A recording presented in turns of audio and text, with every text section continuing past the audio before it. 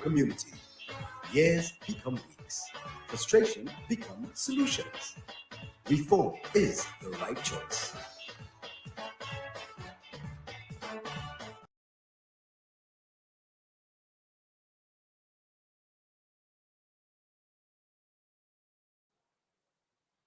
The following process has been going on in local government for 40 years. You have a problem, a local problem, a pothole, a drain to be cleaned, or overgrown public areas. You take it to your council. Your council takes it to the council, agrees to a solution. Council makes a request to the CEO to examine your solution. The CEO sends it to the corporation staff. Both of the staff and the CEO do not report to the council. The solution to your problem is then examined. Engineering reports, surveys, estimate of costs. This takes 3 to 6 months or longer. When your solution is quantified, it is returned for the council's approval. The solution is then sent back to the CEO, where it begins its journey to the permanent secretary in Port of Spain for processing, and takes months to be acknowledged. The permanent secretary then sends it to the ministry's projects unit for review and may even query aspects of your solution. If they approve, it is sent to the finance and accounts unit to determine if there is enough available funds to pay for your solution. If funds are available, it is sent back to the projects unit with a confirmation and returned to the PS. It now goes to the Ministry of Finance to again be checked and await approval for a release of funds. When approved there, it then goes back to the PS in the ministry and every single desk it previously touched on its way back to your council. This is the journey of just one solution in the current system of local government. Imagine tens of thousands of problems and solutions that citizens require from local government all over this country. This system provides the citizens more frustration than solutions. The local government system is broken and the people deserve a new system that serves them.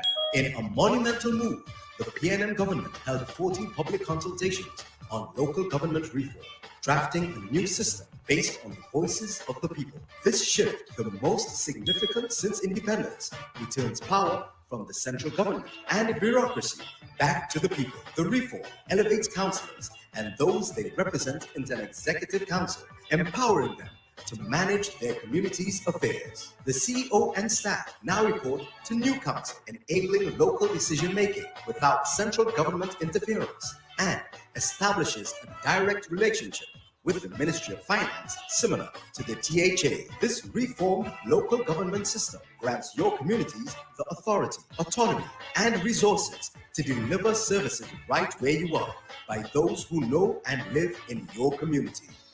Years become weeks. Frustration becomes solutions. Reform is the right choice.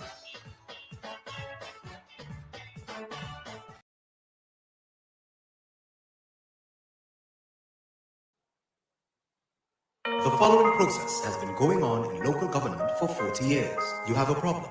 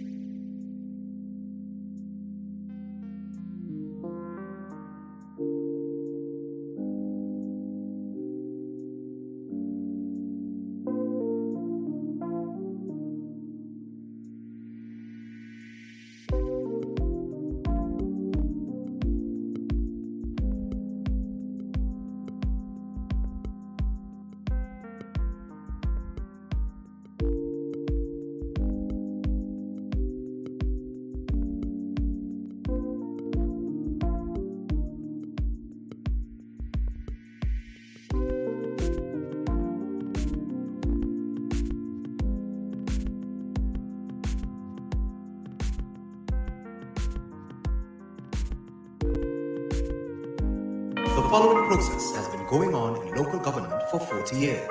You have a problem, a local problem, a pothole, a drain to be cleaned, or overgrown public areas. You take it to your council. Your council takes it to the council, agrees to a solution. Council makes a request to the CEO to examine your solution. The CEO sends it to the corporation staff. Both of the staff and the CEO do not report to the council. The solution to a problem is then examined. Engineering reports, surveys, estimate of costs. This takes 3 to 6 months or longer. When your solution is quantified, it is returned for the council's approval. The solution is then sent back to the CEO, where it begins its journey to the permanent secretary in Port of Spain for processing, and it takes months to be acknowledged. The permanent secretary then sends it to the ministry's projects unit for review and may even query aspects of your solution. If they approve, it is sent to the finance and accounts unit to determine if there's enough available funds to pay for your solution. If funds are available, it is sent back to the projects unit with a confirmation and returned to the PS. It now goes to the Ministry of Finance to again be checked and await approval for a release of funds. When approved there, it then goes back to the PS in the ministry and every single desk it previously touched on its way back to your council. This is the journey of just one solution in the current system of local government. Imagine tens of thousands of problems and solutions that citizens require from local government all over this country. This system provides the citizens more frustration than solutions. The local government system is broken and the people deserve a new system that serves them. In a monumental move, the PNM government held 14 public consultations on local government reform, drafting a new system based on the voices of the people. This shift, the most significant since independence, returns power from the central government and bureaucracy back to the people. The reform elevates councillors and those they represent into an executive council, empowering them to manage their community's affairs. The CEO and staff now report to new council, enabling local decision-making without central government interference, and establishes a direct relationship with the Ministry of Finance, similar to the THA. This reformed local government system grants your communities the authority, autonomy, and resources to deliver services right where you are by those who know and live in your community. Years become weeks. Frustration becomes solutions. Reform is the right choice.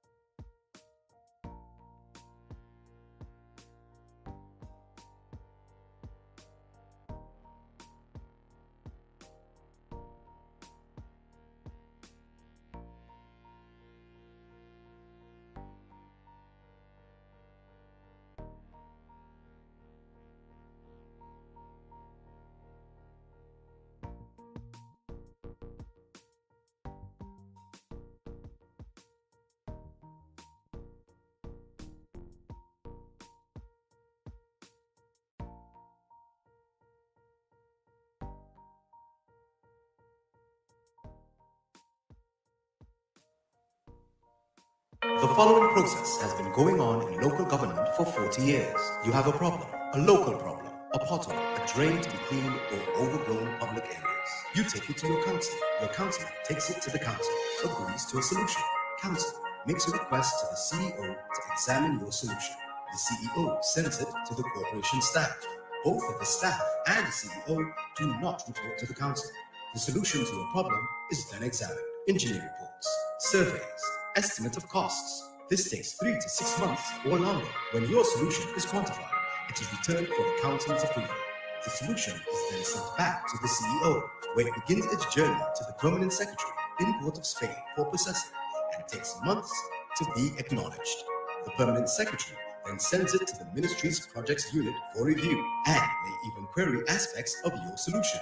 If they approve, it is sent to the finance and accounts unit to determine if there is enough available funds to pay for your solution.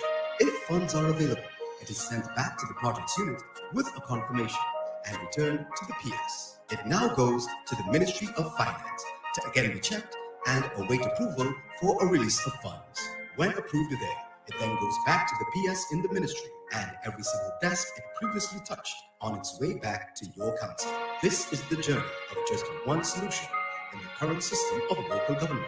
Imagine tens of thousands of problems and solutions that citizens require from local government all over this country. This system provides the citizens more frustration than solutions. The local government system is broken, and the people deserve a new system that serves them. In a monumental move, the PNM government held 14 public consultations on local government reform, drafting a new system based on the voices of the people. This shift, the most significant since independence, returns power from the central government and bureaucracy back to the people. The reform elevates councillors and those they represent into an executive council, empowering them to manage their community's affairs. The CEO and staff now report to new council, enabling local decision-making without central government interference, and establishes a direct relationship with the Ministry of Finance, similar to the THA. This reformed local government system grants your communities the authority, autonomy, and resources to deliver services right where you are by those who know and live in your community. Years become weeks. Frustration becomes solutions. Reform is the right choice.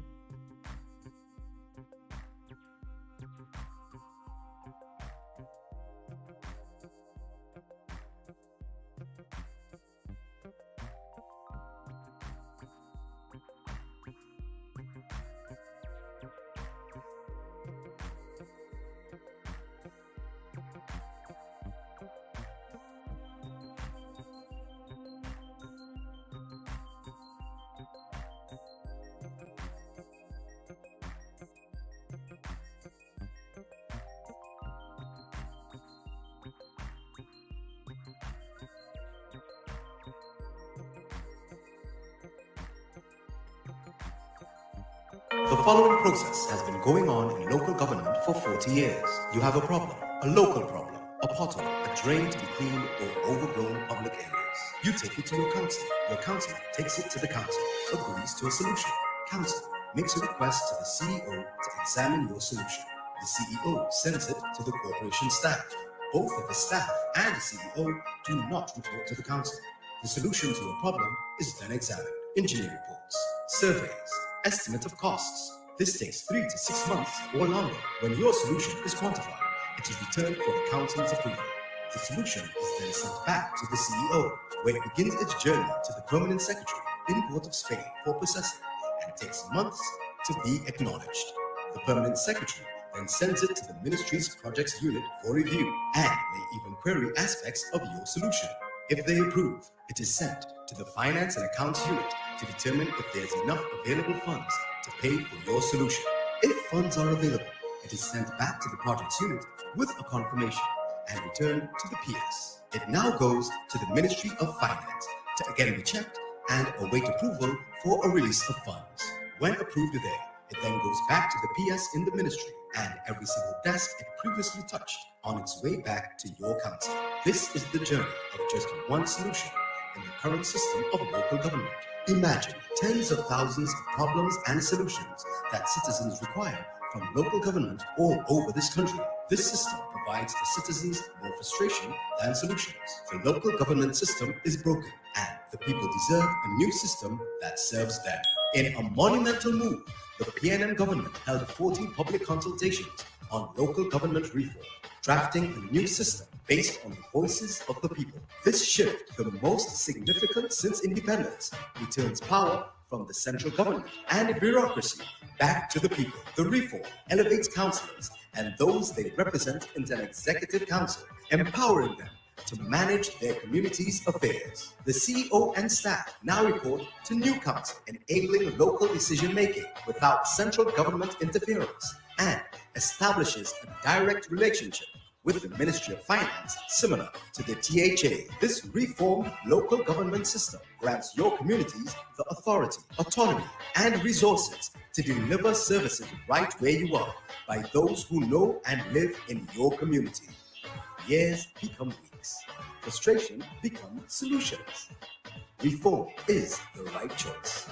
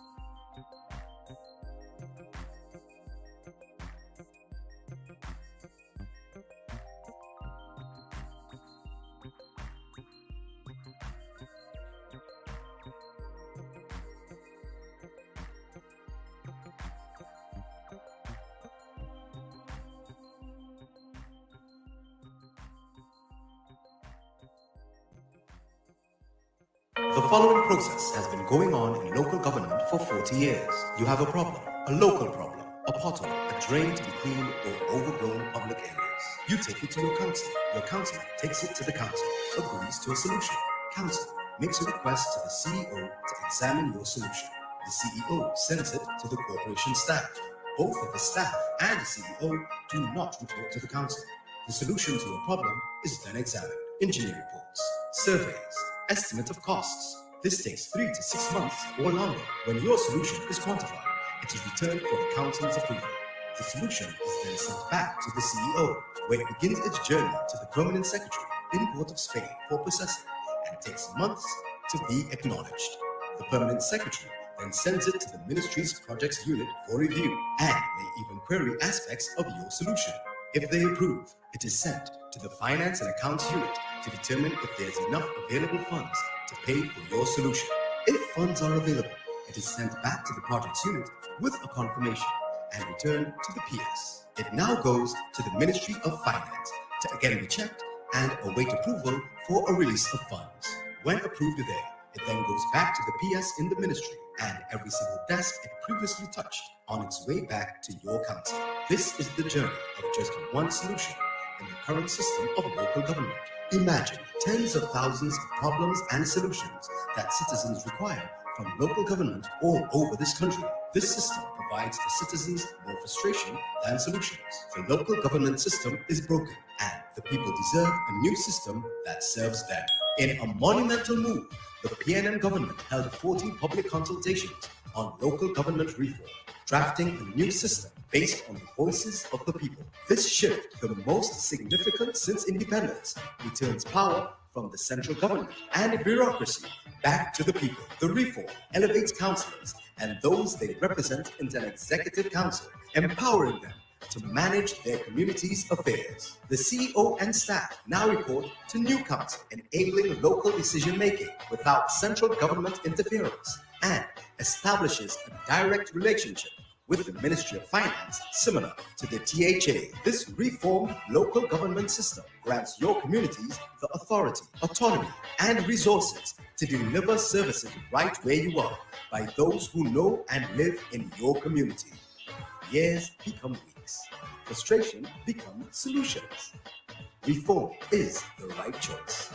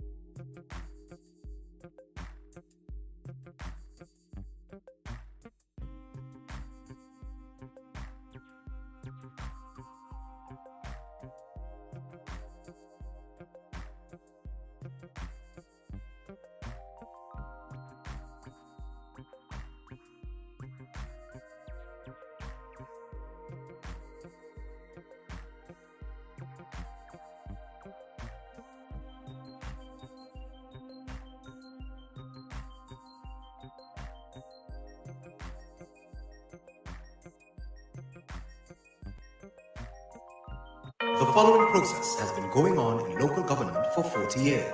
You have a problem, a local problem, a pothole, a drain to be cleaned, or overgrown public areas. You take it to your council. Your council takes it to the council, agrees to a solution. Council makes a request to the CEO to examine your solution. The CEO sends it to the corporation staff. Both of the staff and the CEO do not report to the council. The solution to your problem is then examined. Engineering reports, surveys, estimate of costs. This takes 3 to 6 months or longer. When your solution is quantified, it is returned for the council's approval. The solution is then sent back to the CEO, where it begins its journey to the permanent secretary in Port of Spain for processing, and takes months to be acknowledged. The permanent secretary then sends it to the ministry's projects unit for review, and may even query aspects of your solution. If they approve, it is sent to the finance and accounts unit to determine if there is enough available funds to pay for your solution. If funds are available, it is sent back to the projects unit with a confirmation and returned to the PS. It now goes to the Ministry of Finance to again be checked and await approval for a release of funds. When approved there, it then goes back to the PS in the ministry and every single desk it previously touched on its way back to your council. This is the journey of just one solution in the current system of local government. Imagine tens of thousands of problems and solutions that citizens require from local government all over this country. This system provides the citizens more frustration than solutions. The local government system is broken, and the people deserve a new system that serves them. In a monumental move, the PNM government held 14 public consultations on local government reform, drafting a new system based on the voices of the people. This shift, the most significant since independence, returns power from the central government and bureaucracy back to the people. The reform elevates councillors and those they represent into an executive council, empowering them to manage their community's affairs. The CEO and staff now report to new council, enabling local decision-making without central government interference, and establishes a direct relationship with the Ministry of Finance, similar to the THA. This reformed local government system grants your communities the authority, autonomy, and resources to deliver services right where you are by those who know and live in your community. Years become weeks. Frustration becomes solutions. Reform is the right choice.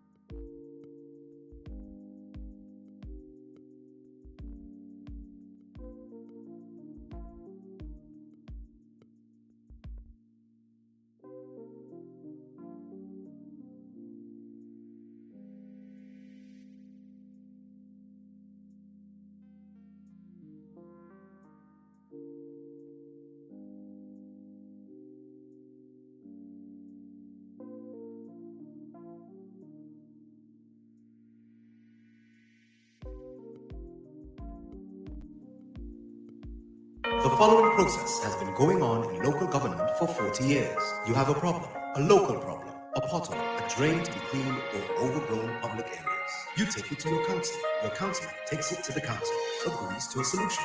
Council makes a request to the CEO to examine your solution. The CEO sends it to the corporation staff.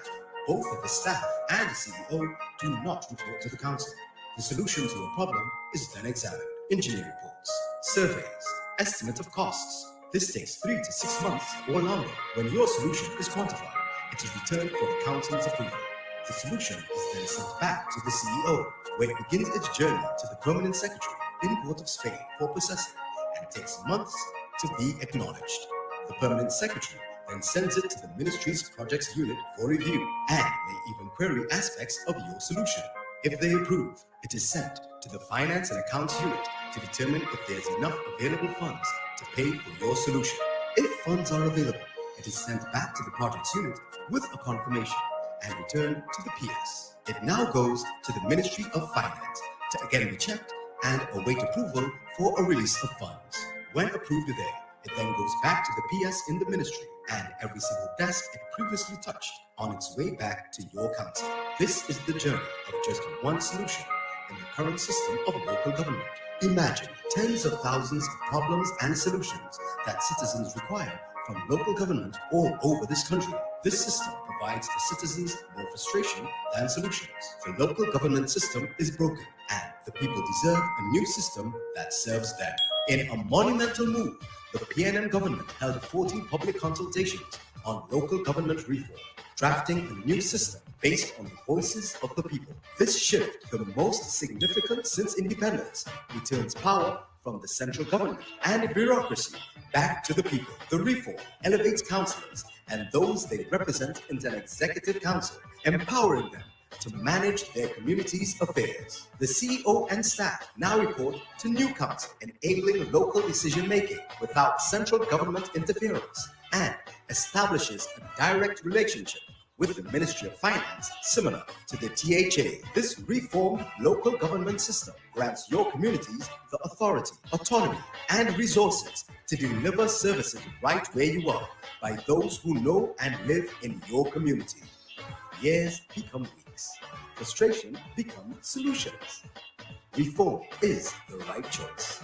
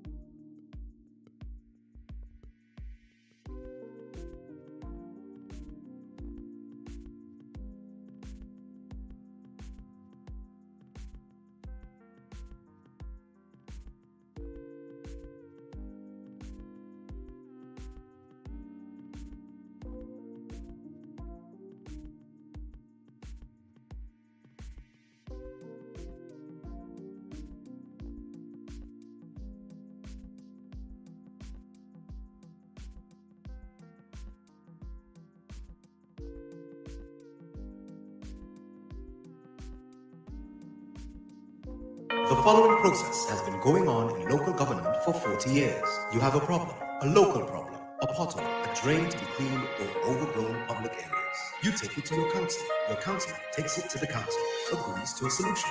Council makes a request to the CEO to examine your solution. The CEO sends it to the corporation staff. Both of the staff and the CEO do not report to the council. The solution to a problem is then examined. Engineering reports, surveys, estimate of costs. This takes 3 to 6 months or longer. When your solution is quantified, it is returned for the council's approval. The solution is then sent back to the CEO, where it begins its journey to the permanent secretary in Port of Spain for processing, and takes months to be acknowledged. The permanent secretary then sends it to the ministry's projects unit for review and may even query aspects of your solution. If they approve, it is sent to the finance and accounts unit to determine if there is enough available funds to pay for your solution. If funds are available, it is sent back to the projects unit with a confirmation and returned to the PS. It now goes to the Ministry of Finance to again be checked and await approval for a release of funds. When approved there, it then goes back to the PS in the ministry and every single desk it previously touched on its way back to your council. This is the journey of just one solution in the current system of local government. Imagine tens of thousands of problems and solutions that citizens require from local government all over this country. This system provides the citizens more frustration than solutions. The local government system is broken and the people deserve a new system that serves them. In a monumental move, the PNM government held 14 public consultations on local government reform, drafting a new system based on the voices of the people. This shift, the most significant since independence, returns power from the central government and bureaucracy back to the people. The reform elevates councillors and those they represent into an executive council, empowering them to manage their community's affairs. The CEO and staff now report to new council, enabling local decision-making without central government interference, and establishes a direct relationship with the Ministry of Finance, similar to the THA. This reformed local government system grants your communities the authority, autonomy, and resources to deliver services right where you are by those who know and live in your community. Years become weeks. Frustration becomes solutions. Reform is the right choice.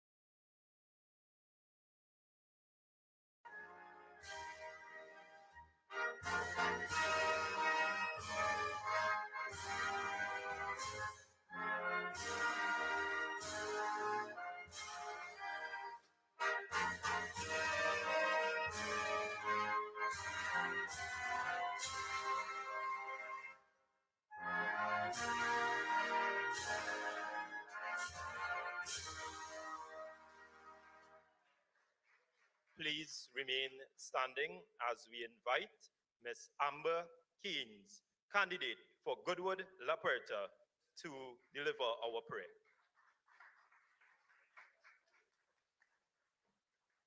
Good night, all protocols observed. Heavenly and Holy Father, we come before you here this evening, asking you to send your Holy Spirit to be in the middle of this meeting. Father, Lord, we ask you to take us to victory on Monday, the 14th of August, in all 141 electoral districts. Father, Lord, when we are completed with our business here today, I ask that you take each and every one of us to our humble homes. In no other name but your name, amen. Thank you, ladies and gentlemen. You may have your seats. Dr. Rowley.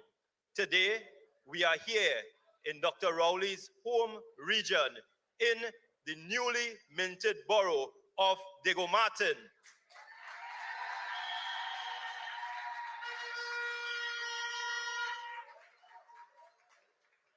Ladies and gentlemen, my name is Viash Nandlal, and I will be your moderator for tonight's installment of this yet another series of conversations with Dr. Rowley.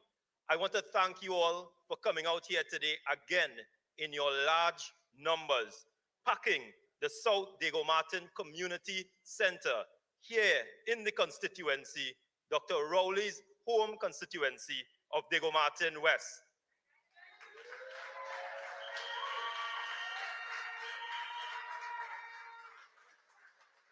I know you all would have come from near and far, surrounding regions, surrounding constituencies. Of course, Diego Martin West, Diego Martin Northeast, and Diego Martin Central.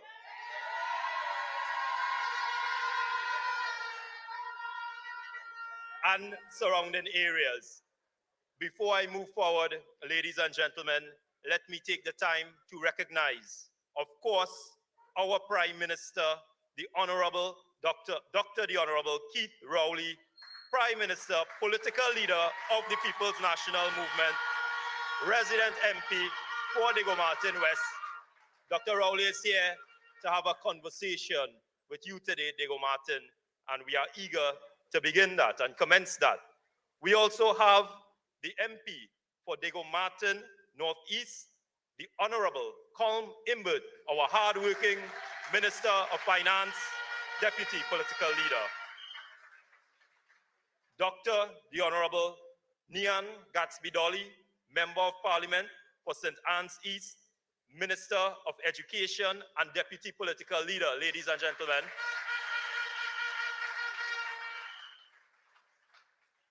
We also have among us the very hardworking as well too, Minister of Social Development, the Honorable Donna Cox.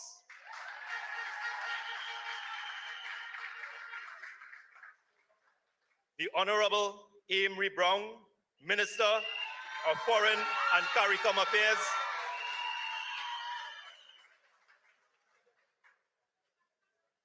The Honorable Camille Robinson Regis, MP for Arouca Maloney, Minister of Housing and Urban Development, and our party's very own Lady Vice Chair.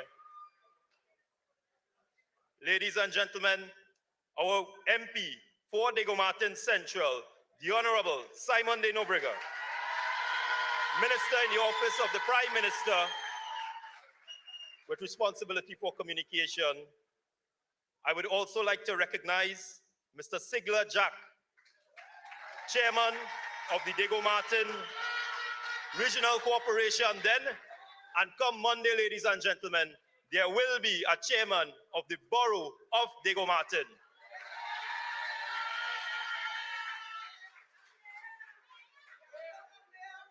A mayor, sorry, my mistake, thank you all. Not a chairman, a mayor. Matriarch of the People's National Movement, Special Advisor to the political leader, Ms. Joan Yule Williams. Ladies and gentlemen, she has been coming all across the country from Palo Seco to Sangre Grande to St. Joseph. Today she's here in Diego Martin. Can we give her a round of applause again? Former alderman with over 26 years of service to local government in Diego Martin, ladies and gentlemen, our extremely hardworking operations officer, Ms. Irene Hines.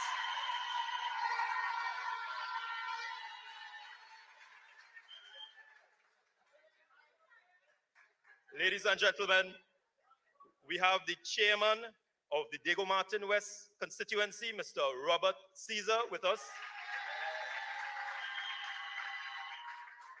And in the crowd, all the way from San Fernando, the former deputy mayor, Dr. Ferry Hussein. Other party executives, constituency executives, party supporters, and members of the public, welcome again to Conversations with Dr. Rowley.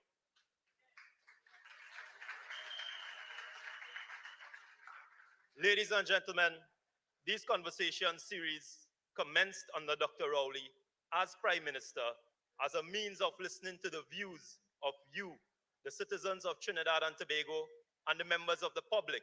And today, we are here to listen to you, Diego Martin, to have a conversation with you, to hear your views, and most importantly, to answer your questions, which I know you will have many. It's also meant to provide insight into many of the initiatives, plans, programs, and policies of the government, and also to clarify these to you.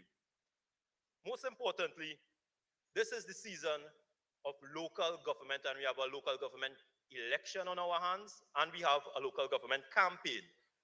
The People's National Movement and the government is proposing to you that local government reform is the key issue of this election. So we will be taking and fielding questions on this topic and clarifying a lot of the confusing matters to you, the member of the public, and to the viewing and listening public in wider Trinidad and Tobago. So yes, you will have the opportunity to ask these questions. And another point, ladies and gentlemen, too often in the traditional media, in the social media, they are confusing you because there's misinformation, there is fake news, and there are false narratives. Today, in conversation series like these, it's your opportunity, ladies and gentlemen, to clarify some of these confusions, to dispel some of these misconceptions, and to bring truth directly from the source, which is Dr. Rowley. I know we also have several ministers from the cabinet, and oftentimes Dr. Rowley may call upon them to answer some of these questions. So in yet another installment of this series, ladies and gentlemen, we are looking to discuss the topic of the day, the topic of the season, which is local government reform. What does it mean? How does it impact you? And more importantly, what is the connection with this local government election? Our series today will be very structured, and I will briefly go over this format. As you all will see, there's a screen provided there, and a brief video will be played just to give you all some information on local government reform. After this, Dr. Rowley will make an initial presentation on local government reform. This should be sufficient to generate a healthy discussion, to stimulate your minds, to get the questions going, and most importantly, to allow us to have this conversation. We will then switch to the question and answer segment. And as you could see, we have a microphone placed there. Members of the wider public viewing, listening on social media will have the opportunity to also ask questions once time permits. I will lay the ground rules for this segment to ensure a very productive and stimulating session and discussion. So ladies and gentlemen, without further delay, allow me to cue the video presentation on local government reform, after which we will then have Dr. Rowley give his presentation. The following process has been going on in local government for 40 years. You have a problem, a local problem, a pothole, a drain to be cleaned, or overgrown public areas. You take it to your council. Your council takes it to the council, agrees to a solution. Council makes a request to the CEO to examine your solution. The CEO sends it to the corporation staff. Both of the staff and the CEO do not report to the council. The solution to your problem is then examined. Engineer reports, surveys, estimate of costs. This takes 3 to 6 months or longer. When your solution is quantified, it is returned for the council's approval. The solution is then sent back to the CEO, where it begins its journey to the permanent secretary in Port of Spain for processing and takes months to be acknowledged. The permanent secretary then sends it to the ministry's projects unit for review and may even query aspects of your solution. If they approve, it is sent to the finance and accounts unit to determine if there's enough available funds to pay for your solution. If funds are available, it is sent back to the projects unit with a confirmation and returned to the PS. It now goes to the Ministry of Finance to again be checked and await approval for a release of funds. When approved there, It then goes back to the PS in the ministry and every single desk it previously touched on its way back to your council. This is the journey of just one solution in the current system of local government.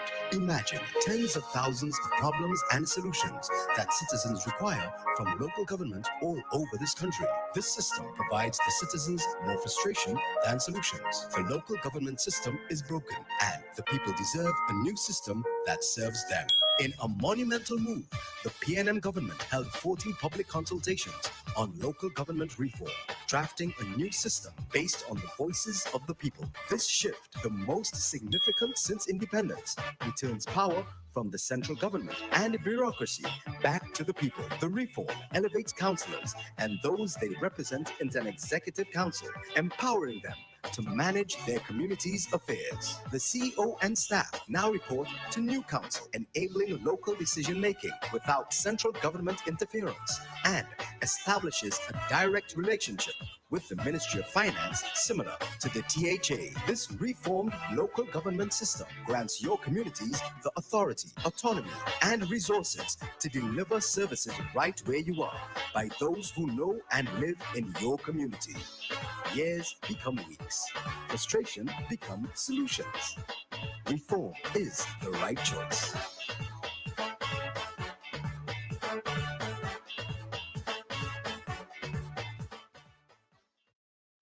Thank you, ladies and gentlemen. I will now turn you over for his opening presentation to our Prime Minister of Trinidad and Tobago and political leader of the People's National Movement, Dr. the Honorable Keith Rowley.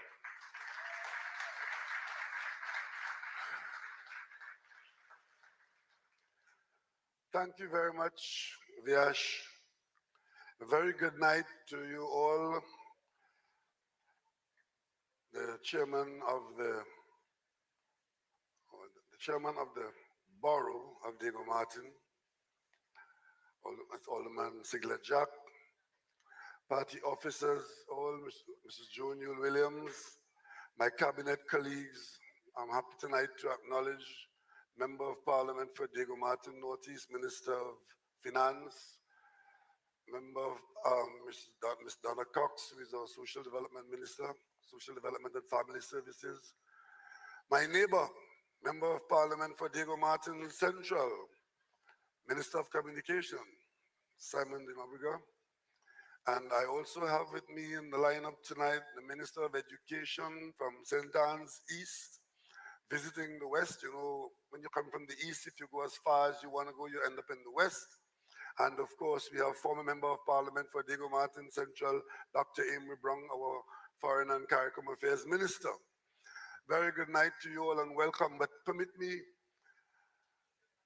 among all these friendly faces in Diego Martin, from the mountains to the valleys, I want to acknowledge three women.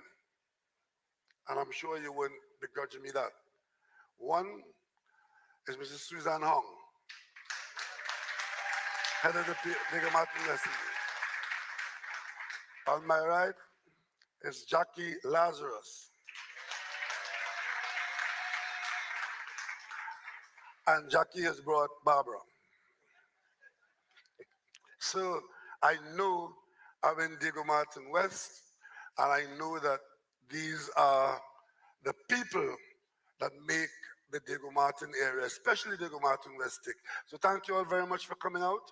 And this is a season which is coming to an end very rapidly. We have another, 3 more days to go. And we've been talking a lot about local government reform. But it would be remiss of me if I do not specially acknowledge all the young people who have joined our campaign and our cause, many of whom are standing around the room here tonight. Welcome and thank you all very much.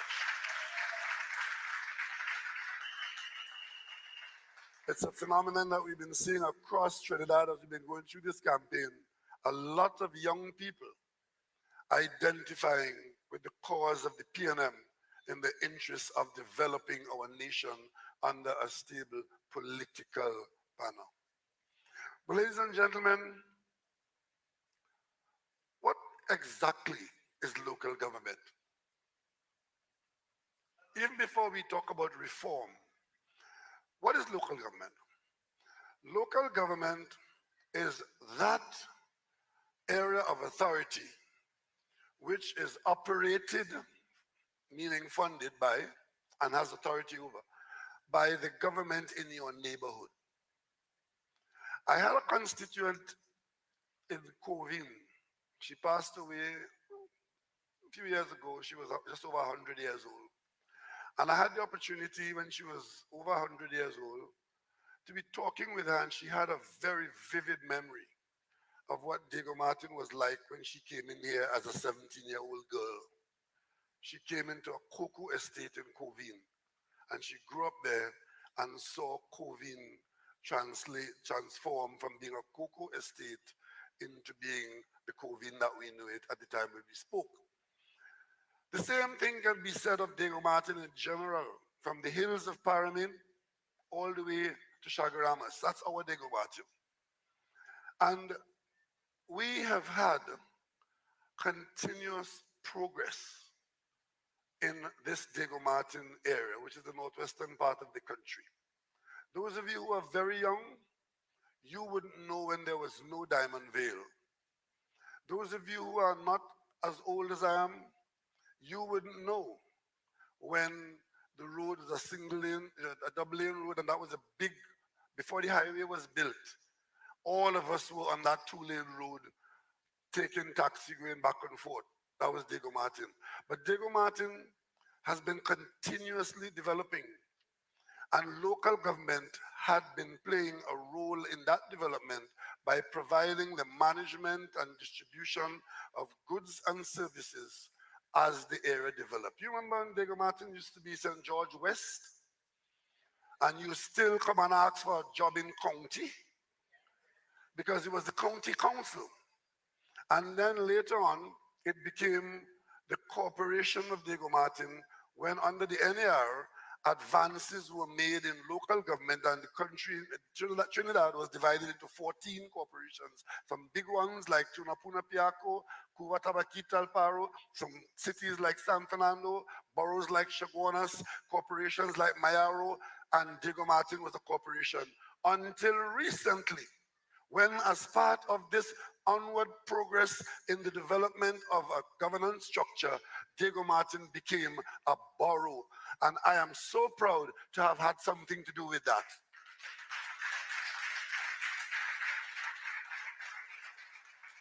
Because we were on that pathway. And I want you all to see this as better, stronger, more effective management. Because the key to it is management. There was a time when the management was done by the county council, then the management was done by the corporation, and now the management would be done by the borough. And maybe one day in the not too distant future, we might talk about the city of Diego Martin. So, ladies and gentlemen, one of the problems that we have always acknowledged is that there were shortcomings with this local government management system. One of the main problems that we always had, not only here in Diego Martin, but across the country, was that the lines were not very clear between authorities with the public service and the authority of the executive that you are supposed to be electing on election day. So you elect these councillors, you have a chairman of the corporation, and you're having this great difficulty in getting the council to focus on your needs when you want to be focused on. If your drain is clogged, or your pavement is broken, or you have an infestation of mosquitoes, or you want the rats killed somewhere, you want the garbage collected. We have always been feeling that the local government management system was weak. That was one given. The other thing too is that whenever you corner the councillors, or even the CEO, they will tell you, we don't have the money to do it now. We can't do it in a reasonable time frame. They can't even tell you we'll do it next month. They simply say we don't have the resources, or we don't have it. And you're living in this situation where a small problem is a big annoyance, a general nuisance, because a small intervention cannot be made. That's what's going on. And we across Trinidad had this period of consultation. And you in Diego Martin Central, you would know of a lot about that period of consultation because it was led by your MP at one stage. Former Member of Parliament Ken Valley was a champion in this local government thing.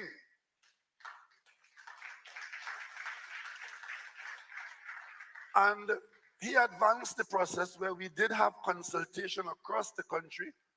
Minister Franklin Khan was a follow-up, and now we have other ministers.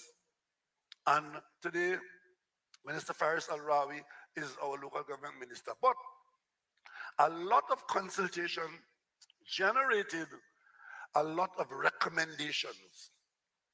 One of the simple recommendations was that the term should be 4 years as against 3 years. So in other words, when you elect somebody, instead of giving them 36 months, you give them 48 months. They have time to plan and time to execute before they come back to the polls again. That was one of the decisions. And we came to that position not by just throwing straws, but we listened to what was being said. The other thing is, we want the corporation to have its own revenue stream. And how does the corporation do that? Land and building taxes across the country is normally collected by the District Revenue Office. And when it's collected, what happens to it? Having raised that question, I want at this point in our proceedings to invite the Minister of Finance to answer that question. Minister, could you join us, please?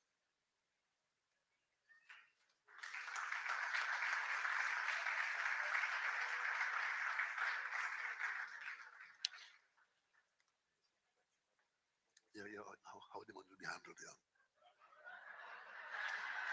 That's what you used to do in school. I always have to check and make sure I get the question right. Not paying attention to the teacher. Good evening, everybody. The way in which the property tax will work is very simple and very straightforward. When we went to the Parliament in 2022 and made changes to the Municipal Corporations Act, one of the changes we made was that as soon as everything is ready for the collection of residential property tax, let me pause there. We were very careful to limit the collection of property tax by corporations to residential property tax in the first instance, because the other types of property tax are a little more complicated, industrial, commercial, and so on, a little more complicated to do valuations and so on. But valuations of property are straightforward. So we started off by amending the law. So the law now states that all corporations, this is all 14, will now collect and retain the property tax for the residential properties within the boundaries of their corporation. The way this is done, the Valuation Division has already reached the threshold of over 50% of all residential properties in Trinidad and Tobago. That's in the law. Once they value more than 50% of all residential properties, they then can send a document called a valuation roll, which is sent to the Minister of Finance, in this case, me at this time. And that valuation roll will have all of the addresses of all of the residential properties in the 14 local government corporations with values and owners as well. There's limited information, but owner, type of property, and that by that I mean whether a single dwelling property, 5-bedroom property, that sort of thing, and value. That is sent to the minister and it's ready. And then that roll, I publish a notice, which I'm going to do very soon, and that goes to the Board of Inland Revenue. The Board of Inland Revenue then uses the valuations that have been done by the Valuation Division, and they multiply it by 3%. Now, that's a very important thing. because there's a lot of rumor, movelang, and foolishness outside there, especially from the opposition, where they're trying to fool people into believing that that 3% is multiplied by the capital value, the sale price of your property. It is not. What the valuation division has done is put a notional rental value against your property. $3,000 a month, $2,000 a month, $5,000 a month, whatever it is. But the norm in Trinidad and Tobago, we are finding out, for almost 2/3 of all dwelling houses in Trinidad and Tobago, apartments, and so on, residential properties, the norm, the valuation has been put is somewhere in the vicinity of about $3,000 a month. The 3% is then multiplied by that, and you will get $90 a month or $1,000 a year. So I can state categorically tonight that for over 60%, in fact, almost 65% of all properties in Trinidad and Tobago, residential, your tax will not exceed $1,000, $1,050 per year, or about $90 to $95 per month. However, there's another subcategory. About half of them are half of that. So for about 30% of the population or 25% of the population, your tax is going to be $40 a month, $480 a year. I want to clear that up because the opposition is saying it is 3% of the sale price. So let's say you have a typical apartment worth $1 million, which is not too difficult these days. They're saying 3% of that, you will have to pay $30,000. That's the kind of lie outside there. It's not true. It is 3% of rental, and the rentals are being adjudged to be somewhere, for 2/3 of the population, the rental is somewhere between $1,500 a month and $3,000 a month. Now, the Board of Inland Revenue, having received the valuation roll with all of this information, then will send a notice to every homeowner in each corporation. You'll get a notice, and for 65% of the population, you'll get a notice saying you are due to pay property tax of somewhere between $500 and $1,000 per year. Okay? You will then have a period of time to pay that, but you pay it to the regional corporation, the city corporation, the borough corporation, as the case may be. What this does for the corporations, for the first time, they have a dedicated and reliable stream of income. And the average for corporations, somewhere between $30 to $40 million. For example, Diego Martin will get about $40 million a year from this property tax. Now, just imagine what they could do with that, because we're going to restrict it to goods and services. By that, I mean things like garbage collection, water trucking, and so on, and development programs, by which I mean streets, drainage, recreation ground, and so on. If you can just imagine, right now, the corporation of Diego Martin gets less than that for its development program. It gets less than $40 million. Can you imagine if they now double the amount of money available to them? No longer will they have an excuse. The old tired excuse, you saw it in the video. We have no money. No longer would they have that. So for you paying $40 a month, you can now get your roads repaired, your drains cleaned, your recreation grounds upgraded, and we're moving beyond that into the maintenance of community facilities, community centers, schools, and so on. So no longer will there be this excuse, we have no money. And what that does, it brings things close to home, because you can now query, because the corporation now have to report to you, the citizens, the residents of the area, on what they spend the money on. They have to report to you. That's in the law too.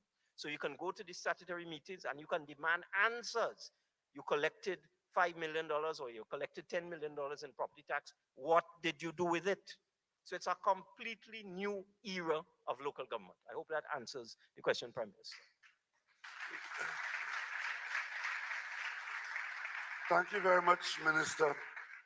Now, I want to take you back to the woman I mentioned in Covine. When she was living there at the time in Covine as a 17-year-old girl, her transportation was a donkey. The people in Covine who she lived with, her parents, were paying their land and building taxes. Might have been a few couple dollars, might even be $2 or $10. But in that era, the transportation was a donkey. The road was not paved. There was no service to pick up your garbage in the way it is being done now and so on. And then if you come a little closer, a little later, to the early days of Diamond Vale, there was no highway down to Diamond Vale, but it came later on with development.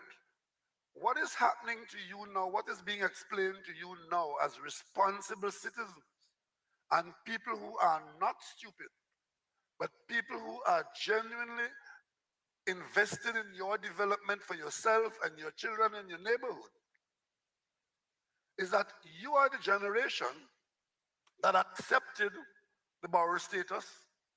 You are the generation that now has available to you the highway, the overpass, the housing around, and all of that. We are currently engaged as part of your development in building that really needed new piece of road between Westmall, the Western Main Road, and the Diego Martin Valley, where you can drive and turn very safely and go up, down, and across on a modern intersection.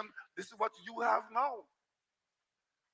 And therefore you, the cell phone generation, where you could have your life on this thing, you could even pay the $40 a month on it. That's you. So stop pretending that you are the lady from Covin at the turn of the century, of the last century, where the transportation was a donkey and employment was at the cocoa estate and nobody went to Port of Spain except to go to the hospital. The Diego Martin of 2023 is a different picture, and the responsibility is yours. It's yours.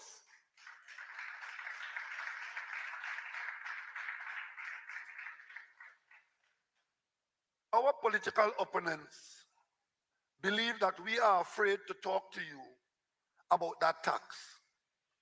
So they feel that once you mention the word tax, oh God, PNM lost the election because nobody, of course, nobody likes to pay tax. But you understand that it is a revenue stream to which you contribute and you get back something for it. You pay income tax, those of you who are employed, and those of you who are earning less than $7,000 a month, you don't pay at all. One of the things that this government did in its early days was to increase the level of earnings which did not attract taxes in the country. So once you're earning $7,000 or less, we said your income is tax-free. That means we left more of your money in your hand, people at the lower earning scale. At the top of the scale, we increased the tax on banks because the banks were doing pretty well and earning a good profit. And we said in this situation, the banks could pay a bit more. So the whole question of the land and building taxes, which they call property taxes, the same thing. The government of the 2010 to 2015 period decided that they would not collect that tax. And that was their policy, that was their politics. But what I want you to know in Diego Martin is that at the end of their term, they said the waiver is now ended. They said that. They ended the waiver, meaning that the law now comes back into force for the collection of the tax. We came in as the new government, meeting the law in force, and set about to collect your tax. I'm sure many of you would have seen the lines that were out at the revenue office of people who were beating the deadline to pay the tax. You know what they did, the opposition? They took the government to court to try to prevent the same tax that they approved just before they went out in September. A few months later, they were in the court asking the court to shut it down. But the court couldn't and didn't do that. The court asked that it be reviewed, and what the Minister of Finance just told you there is basically what the court asked to be done for and with a law that exists and is the law in Trinidad and Tobago. That's as simple as it is. So we spent the last few years complying with the court instructions, and we are now ready to operationalize a new arrangement where we, by the amendments and the creation of the law that we did in the parliament, much of it has not yet been proclaimed. And what we are asking you to do in this election is, if you support the idea of a modern local government system with modern management, increased responsibility, increased resources, building up your neighborhood to have Diego Martin grow from the donkey and the horse and buggy into the 21st century, that you are part of this modernization and you are supporting local government reform. The consultation across the Trinidad came away with an overwhelming support for what has been planned. We are saying that once we proceed with the management improvement that we are talking about, you will receive this revenue stream in your borough from your own property owners, because if you don't own property, you have no property tax to pay. It's as simple as that. If you own property of low value, you pay a couple $100. If you have property of high value, you pay a bit more. But that, a lot of people paying a small amount will create a decent sized pool of funds for your borough to now continuously treat with your neighborhood needs. And that is an improvement in the quality of your life. It will also bring opportunities for employment, because you will have more money to spend in the borough. Before, you would have been limited to only what the Minister of Finance allocates to you during the year from the national budget. But now, the Minister of Finance just told you the mathematics of it. You could double the amount of money that the borough is going to be spending. And this is a good time to say to you here in Diego Martin, as I'm saying to the entire country, having money and bad spending it does not an improvement make. Because you running this borough now, which we expect to have greater responsibility, better management, and more money, you have to make sure that the money is spent on the people's business.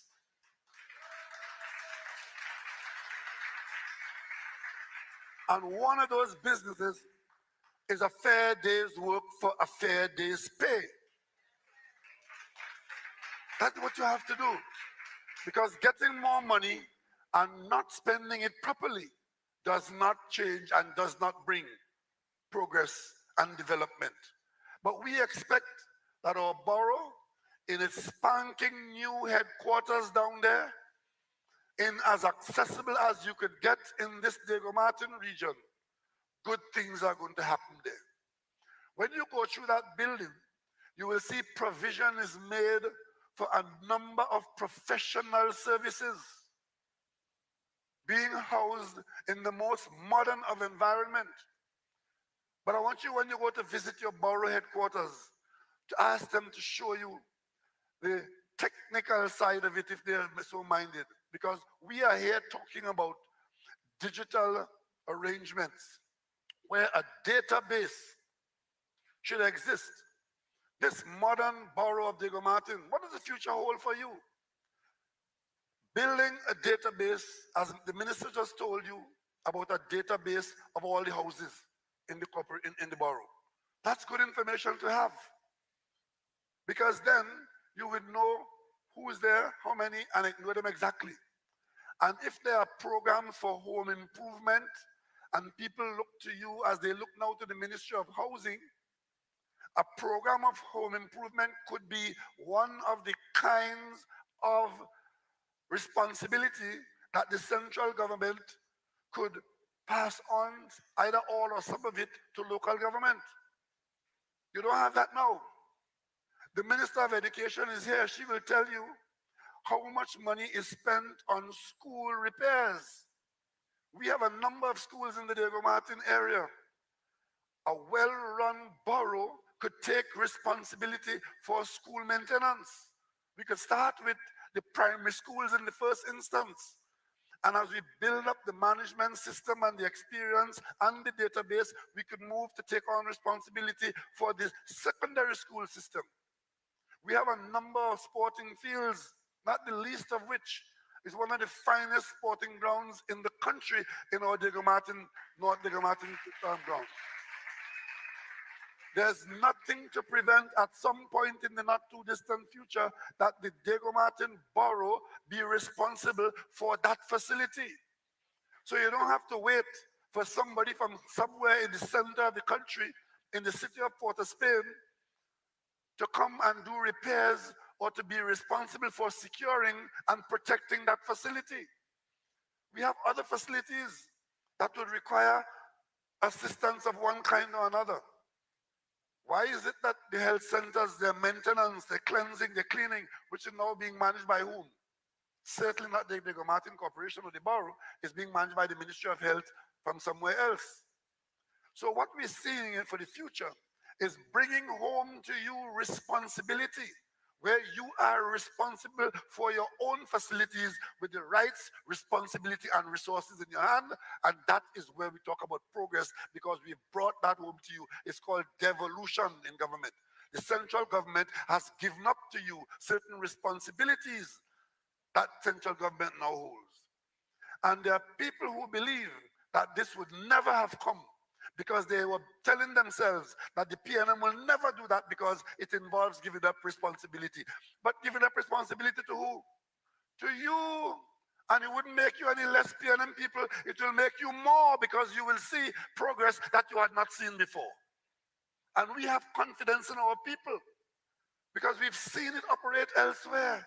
When you go abroad and you travel to other people's country, why do you think they come back here and say, oh, it's so nice and the place so nice and everything working and this? You know why? It's because in most instances, what you would have seen is the local government at work. That's what you would have seen. You go to Florida, you go to Texas, you go to Atlanta, what you see in there is the local government. And one of the key things in making those systems work is that those in office at the executive level are required by law to consult with those of you who elected them. And that is in our new arrangement. That's in our new arrangement. You don't just elect people and leave them to run and do what they please. They have to report to you. And you then would have a responsibility to go to where the reporting is taking place and have your voice heard.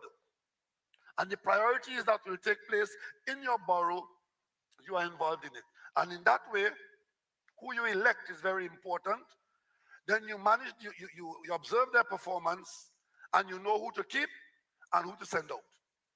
That is progress.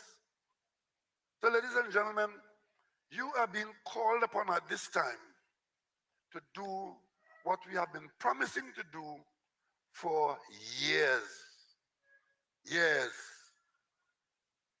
After all the talk, after all the consultation, after all the hours in the parliament, fortunately, there was a PNM majority, and the PNM majority got the law passed.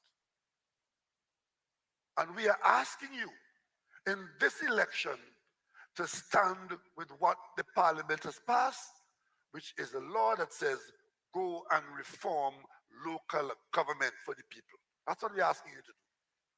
So if you have never voted before in local government, and if you have never voted for the PNM before, this is a good time to do it, to vote for the PNM or to vote for local government, because you're voting for something tangible. You're voting for a future which you can see, which you can understand, which you are in control of.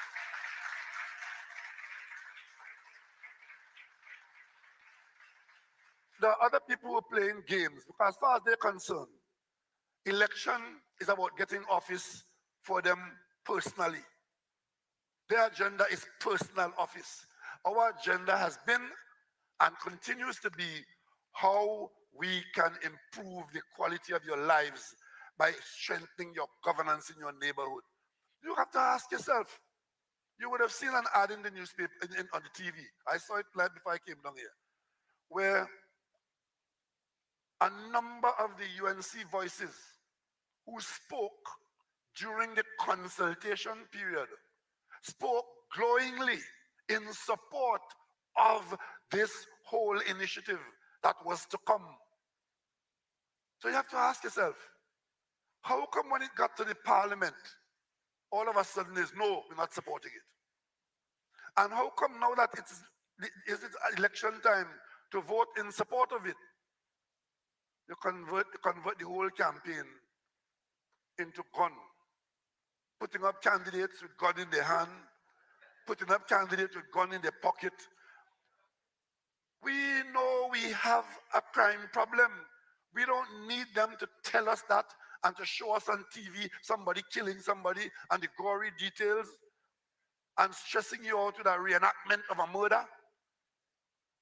While at the same time they're saying that if you put them into office, they will reverse everything that we do. What kind of madness is that? You're not supporting it, but your campaign is, if the PNM does it, when we come into office, we are going to reverse it. Anybody wants to go backwards in life?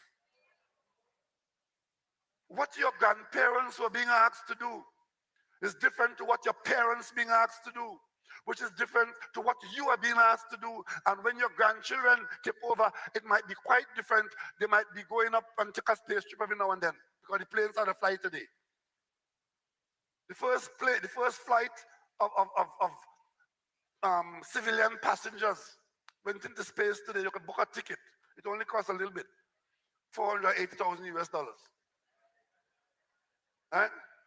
But so don't put yourself in that situation where progress is being obstructed simply for naked politics and the politics of personal accomplishment. Them getting elected, if you put God out your thoughts, they would accomplish their life's ambition to get elected. As far as they're concerned, case closed. I'm elected, I want to win. And to win, they will do anything and say anything. And by anything, I mean anything. Look at this nonsense about fabricating this story about inheritance tax. Where that came from?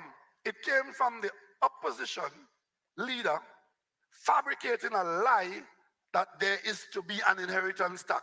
So if you inherit your father's property or your grandfather's property, you have to pay this tax. It's not true. It's simply not true. And you told them a million times it's not true. They're not concerned about that. We're campaigning on that. And to me, that should tell you what they will do in office. Because if you could lie to me so openly, and then after you do that, you ask me to marry you, I have a problem.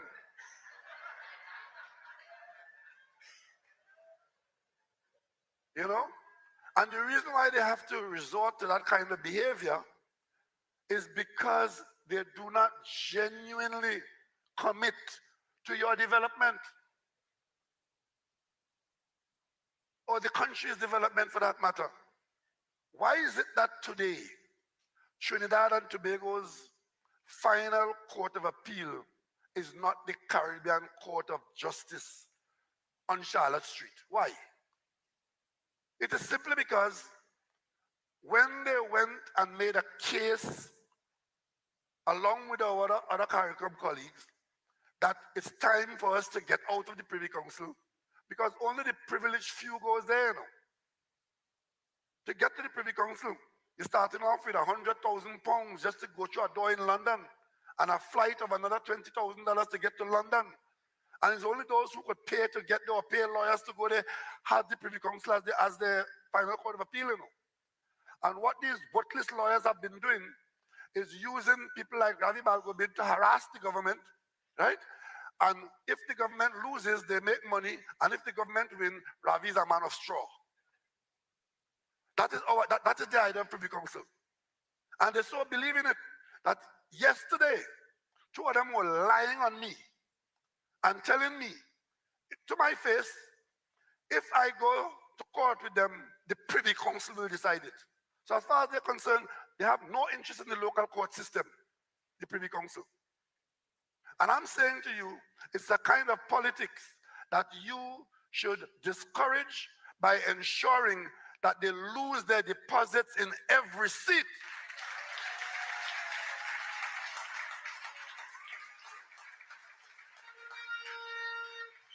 Because here we are talking about development. We work out a plan and a program for development. And all they could do is stand in the way and threaten you with dismantling it if you put God out your thoughts and put them into office. Ladies and gentlemen, for me personally, to you here in Diego Martin, I have had the best of both worlds, and I'm thankful to you for it. You've given me the opportunity to serve you at the highest level. And while doing so, I had the opportunity to work with some of the best people. I worked with Colin Burt, I work with Ken Valley, I'm working with Simon de Nobrega, I work with Amy Brown, because we are Diego Martin, and Diego Martin is the best part of the country.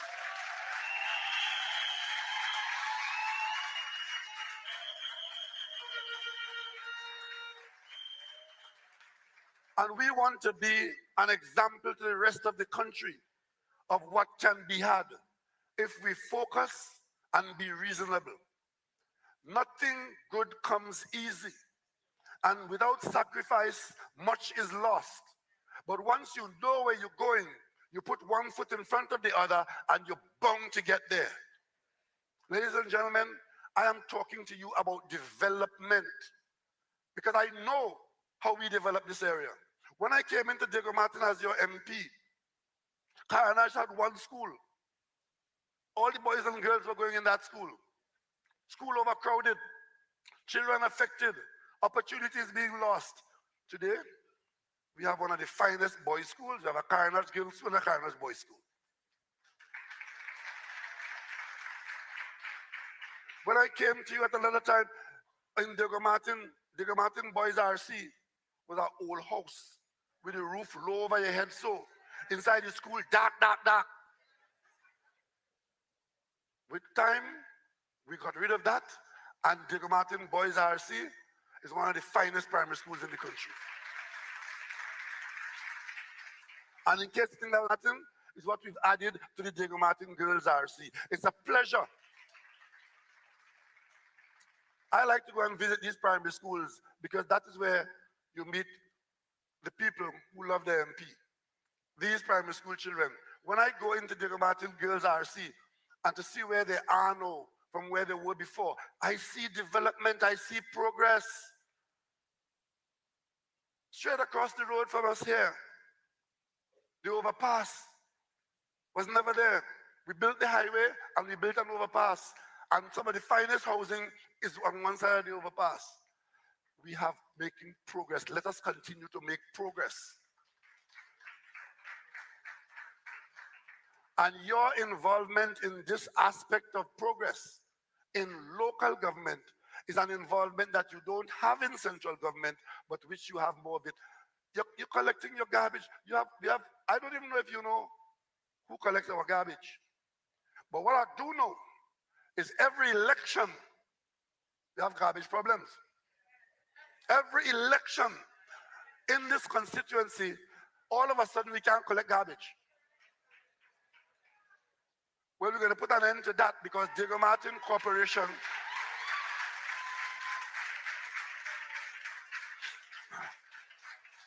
the borough of Diego Martin will have the authority to hire whoever you want to hire.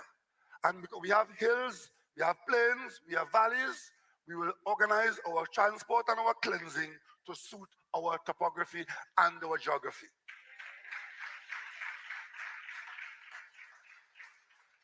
You will have your borough police, who will know more about who is engaging in criminal conduct in your community more than the police in the borough, who will work alongside the national police to ensure that we improve our safety and our security.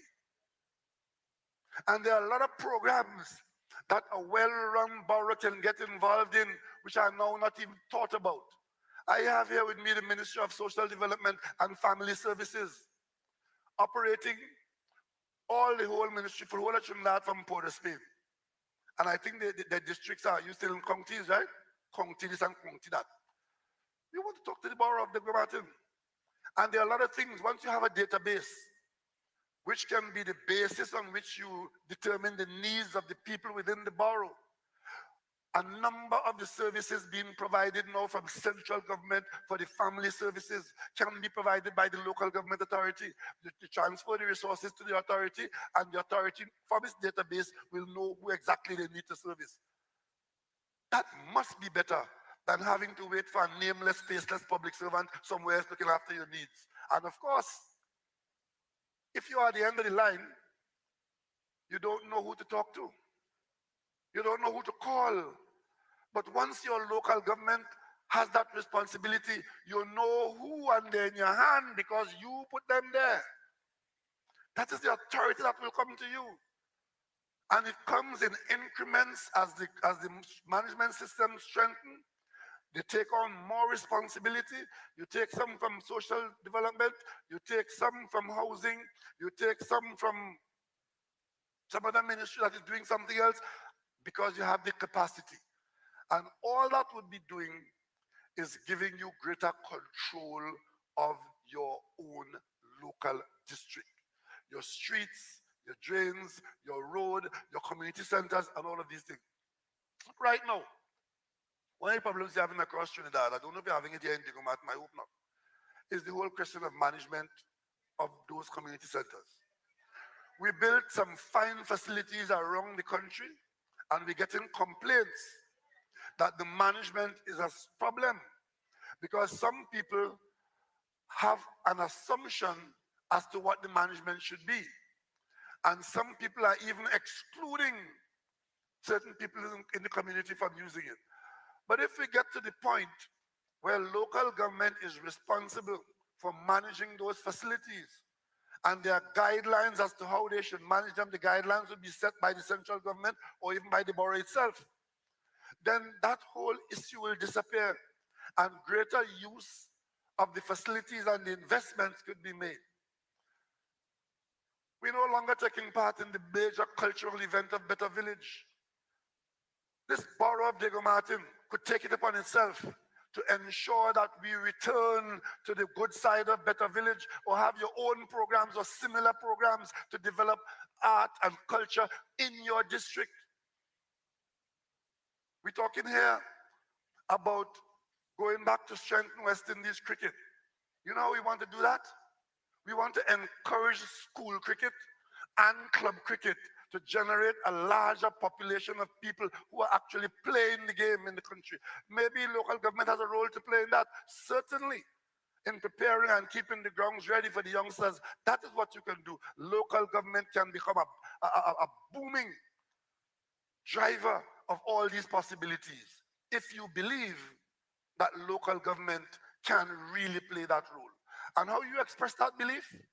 You have faith and confidence in the outcome of the consultation. Trust in the government that take it upon itself to ensure that the consultation wasn't a waste of time. And in your community people that say together, we can do this. We have confidence in ourselves. We can do this. So let's do this.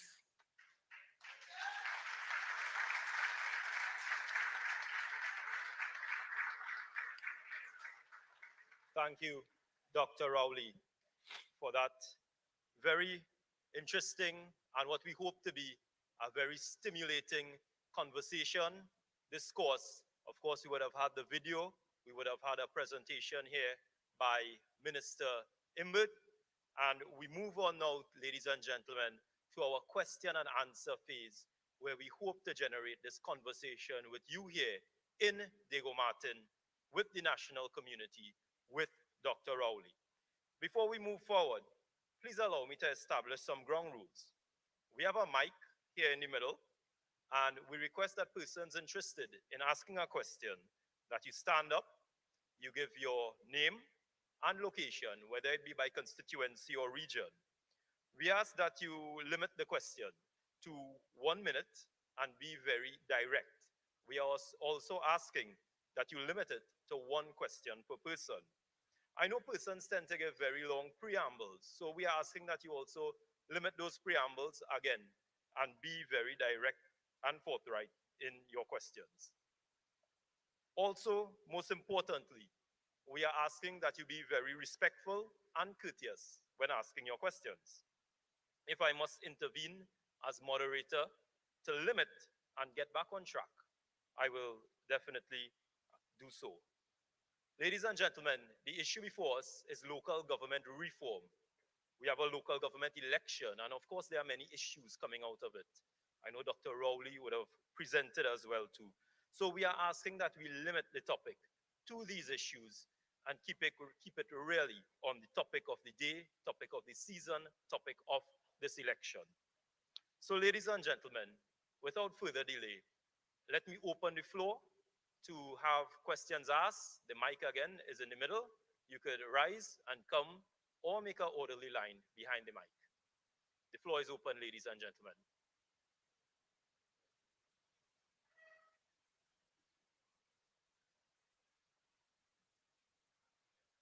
Yes, sir. You could state your name and location and ask your question. My name's Chris Boothman. I am from the Carriage area. My question for Dr. Rowley is, what will local government reform deliver for small businesses?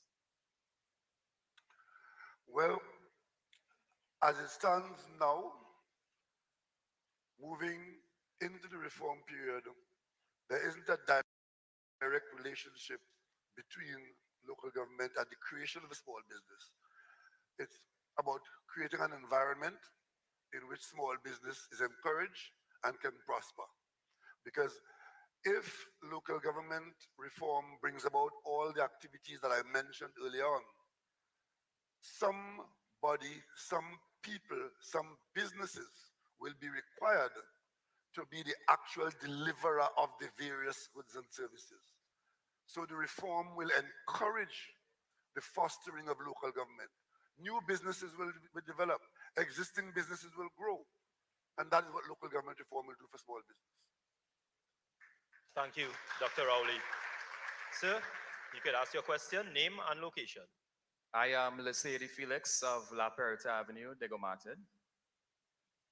Dr. the Honorable Keith Rowley, Prime Minister, Trinidad and Tobago. Good night. I wish to congratulate you and your team for the marvelous work you have done, the extensive consultation in order to get all the pertinent information to put together this fantastic local government reform, which will allow the municipalities to acquire more funding to be able to better manage and serve their burgesses and their communities. So I wish to congratulate you. My question is, with all these additional finances, what mechanisms and safety precautions are in place to hold persons accountable for every cent that we receive?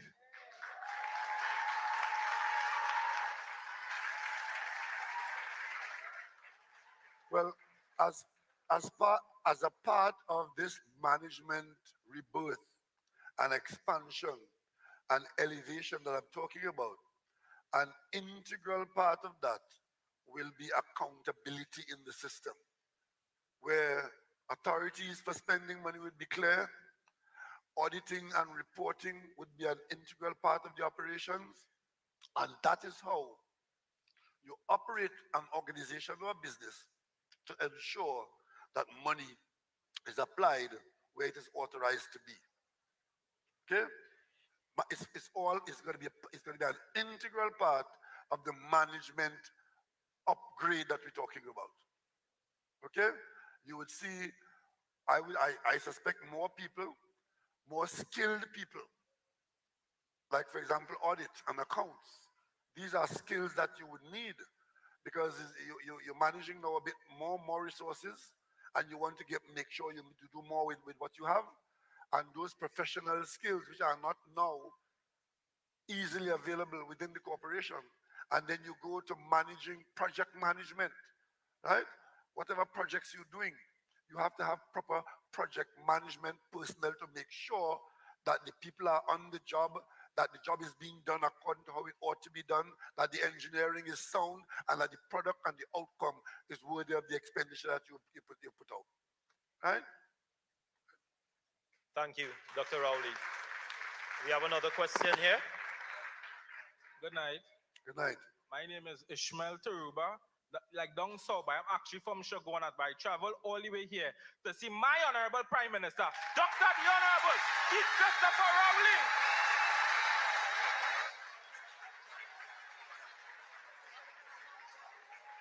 Thank you, Prime Minister. Welcome to Diego Martin. Yes, sir. And before Mr. Nana rush me, one question. Would this local government reform continue the trust in upgrading the corporations into boroughs and also the boroughs like Shogunas and Arima to eventually be upgraded to cities? And one more question. Would this local government reform fix the revenues of the corporations and the boroughs when those on the other side complain that they have no money and they have to send the Honorable Minister to put them in their place about the issues? And before I leave, Honorable Prime Minister, I was misled. I am 23 years old. In the first two elections that I could have voted, but I cannot stand within a party with people like Jack and those allegations. Embarrassing Trinidad. And violent terms like light them up. I cannot stand with that. But you, Dr. Rowley, I would just like to thank you for being the best leader to lead us through the COVID pandemic. Great to the PNM!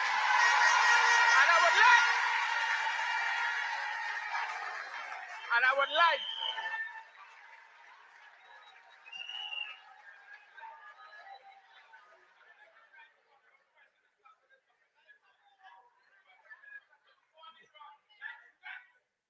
Thank you.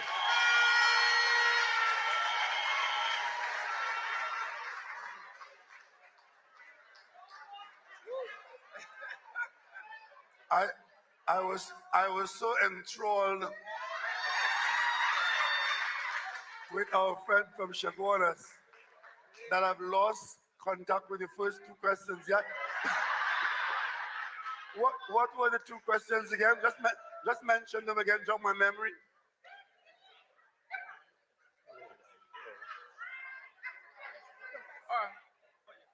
yes, sir. Just concerning with the trust to continue the upgrade. Oh, right, upgrading, yes, right. And that's the issue with the revenues, so that we could finally put the rest. Those on the other side complain about lack of funds. Good, I got them. I got you. Yeah. Those incidentally, those two questions are very fundamental, very important. One, firstly, the answer to your question is yes. And you would have seen it happen. You would have seen San Fernando over time move from the borough of San Fernando to the city of San Fernando. So we know what's happening there. You would have seen Point Fortin move from a corporation to a borough. So if the local burgesses are so minded to raise their status and take on the responsibilities that will come, I have no doubt that we will see additional cities as we go forward. Whether it is Arima, Chaguanas, Diego Martin, but the next step in terms of elevation is to become a city. And of course, there are certain things that go with that. But we did move San Fernando, and today I'm sure, as a matter of fact, I heard our political opponents saying that they will win the borough of San Fernando. I suspect they will do that, but we're going to win the city of San Fernando. Thank you, Dr. Rowley. And ladies and gentlemen, I wish to just remind you, keep the questions. Raised. Are you hearing me? The other question that he raised was the whole question of the revenues. How come, or do we expect our opponents in districts that the PNM is not in control of to be saying that they don't have any resources? Well, they're not well known for speaking the truth. Because you may recall a few months ago when they always try to make the government look bad, make the country look bad, make it look as if we're in a hellhole. You would have seen one of the corporations in South on television a few nights, night after night, complaining that they couldn't do anything for their burgesses because they had no diesel to put in their vehicles. They couldn't pick up the garbage. They couldn't do this because they had no money. The Minister of Finance came on television and said that chairman who is saying that has been instructed by the ministry to spend the money that they have in the corporation called unspent balances, which require ministerial approval. They got the ministerial approval to spend the money, but they refuse to spend the money to be able to say that the government is discriminating against people in that water. That's what they do. As a matter of fact, people coming from the UNC to the PNM now telling us that what they have been told by the political leadership is not to do anything even if they have the resources, so that the people will complain and they will be able to blame the government. And as they blame the government will be weakened until the next election and they will win the next election. Could you imagine that? That's what's going on. We saw it. So the question is, will they use the resources that will come their way? And the answer that I will give to that, it is entirely up to their burgesses. If they want to elect people who will go and behave like that and elect them again, it is a democratic system. They are free to choose their representatives. But if they want people who will make full use of those resources, they be careful not to elect people who will behave like that. Thank you, Dr. Rowley. And just a reminder, ladies and gentlemen, if we could keep the questions very direct and concise. So we follow on, ma'am, your name and location. Pleasant good night to Dr. Rowley. Good night. And welcome home. All right. Hyacinth Bartholomew at Diego Martin West. And Dr. Rowley, the question is, Dr. Rowley, there's plenty of things happening in Diego Martin. We have a stadium, we have a flyover. With the reform you're bringing, how you see this impacting people like me, people in Caranage, people in Covine, people in Scorpion, and in the whole of Diego Martin? Thank you. All right, you've called the names of some communities that are at the end of the line in Scorpion, the Caranage, and the hills around. You stand to benefit the most because your needs are more basic, and in many instances, in the current arrangement of limited resources, you are the ones who get left for last or get left behind. Many of you who live in the hills, you have problems getting the quality of road and drainage that you need, and where you have it, the maintenance is usually substandard or infrequent. If the corporation has more resources, as local government will bring, the reform will bring, because of the component of the tax that we're having, it means that the corporation will be better able to serve you. The people who have good, strong roads usually don't have a road as their issue.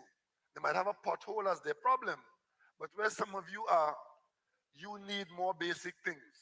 So the more resources and the more efficient the corporation is, the better for you, because you then will get your turn of being serviced faster and more consistently. So local government will do more for local government reform, local government transformation will do more for you than it will do for some other people. Thank you, Dr. Rowley. We'll move on to the other question.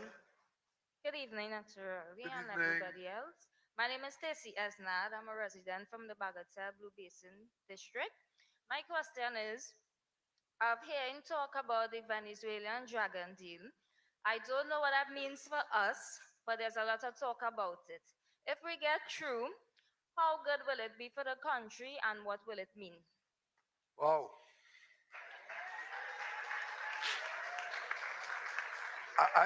I know I'm in Diego Martin when I get that question, right? Now again, it the whole question of the dragon deal. We used to be an oil producing country. And at one time, our oil refinery under Texaco was producing 240,000 barrels of oil handling. The refinery was handling as much as 240,000 barrels of oil per day.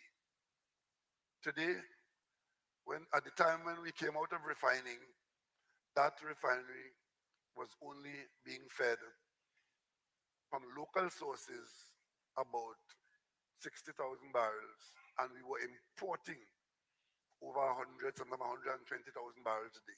So we became an importer of oil to refine. And after a while, that business became too burdensome, too expensive, and we had to come out of it. That was the restructuring of Petrotrim. But before that, we had moved to becoming a gas producing country, not natural gas. That natural gas in some cases was associated with oil, and in other cases was not associated, was just high pressure gas without oil.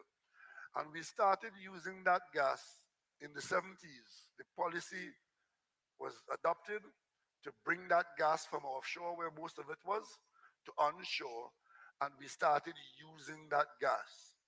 Thankfully, because we had done that, with the reduction in the volume of oil, it was replaced by an increase in the amount of gas we were using. And gas then became the most important part of our economy. The PNM did that. The PNM made that change in a timely manner. So we then had, by the time we got to 2008, the best earnings this country ever had was that year with the good gas prices and good volumes. And today, we are still more dependent on gas, natural gas, than on anything else to sustain our economy. But look at what's happening. Because we have been extracting this gas from our gas fields for the last 25 or 30 years, the volumes that are available coming to us from the gas fields have been reduced over time. So even though today we can handle about 4.1 billion cubic feet of gas per day, we are only handling about 2.8 billion because we don't have the production levels that we could handle coming from our fields. So that being the case, we started looking for gas outside of our border. And outside of our border, fortunately, in Venezuela, they do have gas fields that they are not using and are not likely to be used for quite some time. Because in drilling for oil, they found gas and the gas is lying there. And one of those gas fields is called the Dragon Field. It is near to us, off the Bocas, it's only 17 kilometers away, and there are two other bigger fields behind it, which they're owned by Venezuela, but we need some of that gas. So we went and negotiated with Venezuela to have access to that gas, to go on the field. It's a proven field, drill on it, take the gas, pipe it to the hibiscus platform, and take it down to Point Lisas. That should have been happening where the first gas should have been with us by 2019, early 2019. Everything was in place for that. And then the Americans went and put sanctions on Venezuela and cut off Venezuela from the rest of the Western world. And we were forbidden to do that with Venezuela. Otherwise, we would have got into serious trouble with our major trading partner, which is America. So that stymied it. So the Dragon Field arrangement is very important to us because once it gets going, if it gets going as we hope it would do, it would bring gas to Trinidad, where we now have capacity to handle gas, but don't have the amount of gas that we can handle. So we are, those of you who are praying people, keep on praying. Because if we ever get access to that dragon gas, it's a gas field that we can use the gas, but it is in somebody else's country. But in international commerce, that's normal. We pay them for the gas, we pipe it here, and we use it to produce petrochemicals, to produce LNG, and we get money from that. So we hope to increase our business with Venezuela by way of a gas commercial arrangement. The only thing that stands in the way now is the American sanctions against Venezuela. And we hope that those don't last forever. We negotiated with the Americans for the last 2 years to get them to relieve us from that sanction pressure. Well, they eventually did that, but they put a condition on the operations which the Venezuelans are not accepting. So we're still negotiating, and we hope we'll come to a point where we can have an arrangement which will meet the Venezuelan needs. And at that stage, we'll then have a clearance to proceed to extract the gas from the Dragon field. Great question. Thanks for it. Thank you, Dr. Rowley. We now move on to another question. You could give us your name and location, ma'am. Hi, good night. I am Nicole George. I reside at Lansmithon Road, Carenage. Good night, Honorable Dr. Keith Rowley. Good night. My question to you is, apart from the benefits you have stated, what are the other impacts of the reform that us, the citizens, can expect? Well, the benefits are that the whole country, it says, it is said that a rising tide lifts all boats. And we're not only talking to you here in Diego Martin, we're talking to the whole of the country, including Tobago. That if we embark upon this quantum leap and the development and the success that we are anticipating comes with it, the whole of Trinidad and Tobago will change, the tempo will change. The quality of life in neighborhoods will change.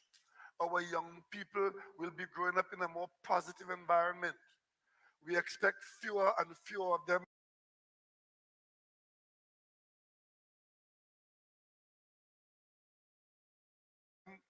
will turn to crime and criminality. We expect more of them will see that with their own effort and the efforts of their teachers and their parents, they can get skills. Most of them who are now wanting employment but do not have the skills will have the drive to go and get those skills, to become good contributors, to participate in the economy, to raise a family. And that is what is going to happen to the whole country. Here in Diego Martin now, I don't know if you all are aware, how many of you are aware, as part of the national effort to increase our food security, we are currently down in Chagaramas building some shade houses where we will grow high quality vegetables under shade controlled conditions alongside our friends from Guyana. Some of our young people are in that program. They've gone to Guyana, got some training, see the exposure. Some Guyanese will be coming here to help us help, and we do this cross-fertilization of our young people, and we are providing good opportunity for good jobs and for good entrepreneurship for young people to go into business of that nature. So all of these things would be an improvement in life in Trinidad and Tobago. Local government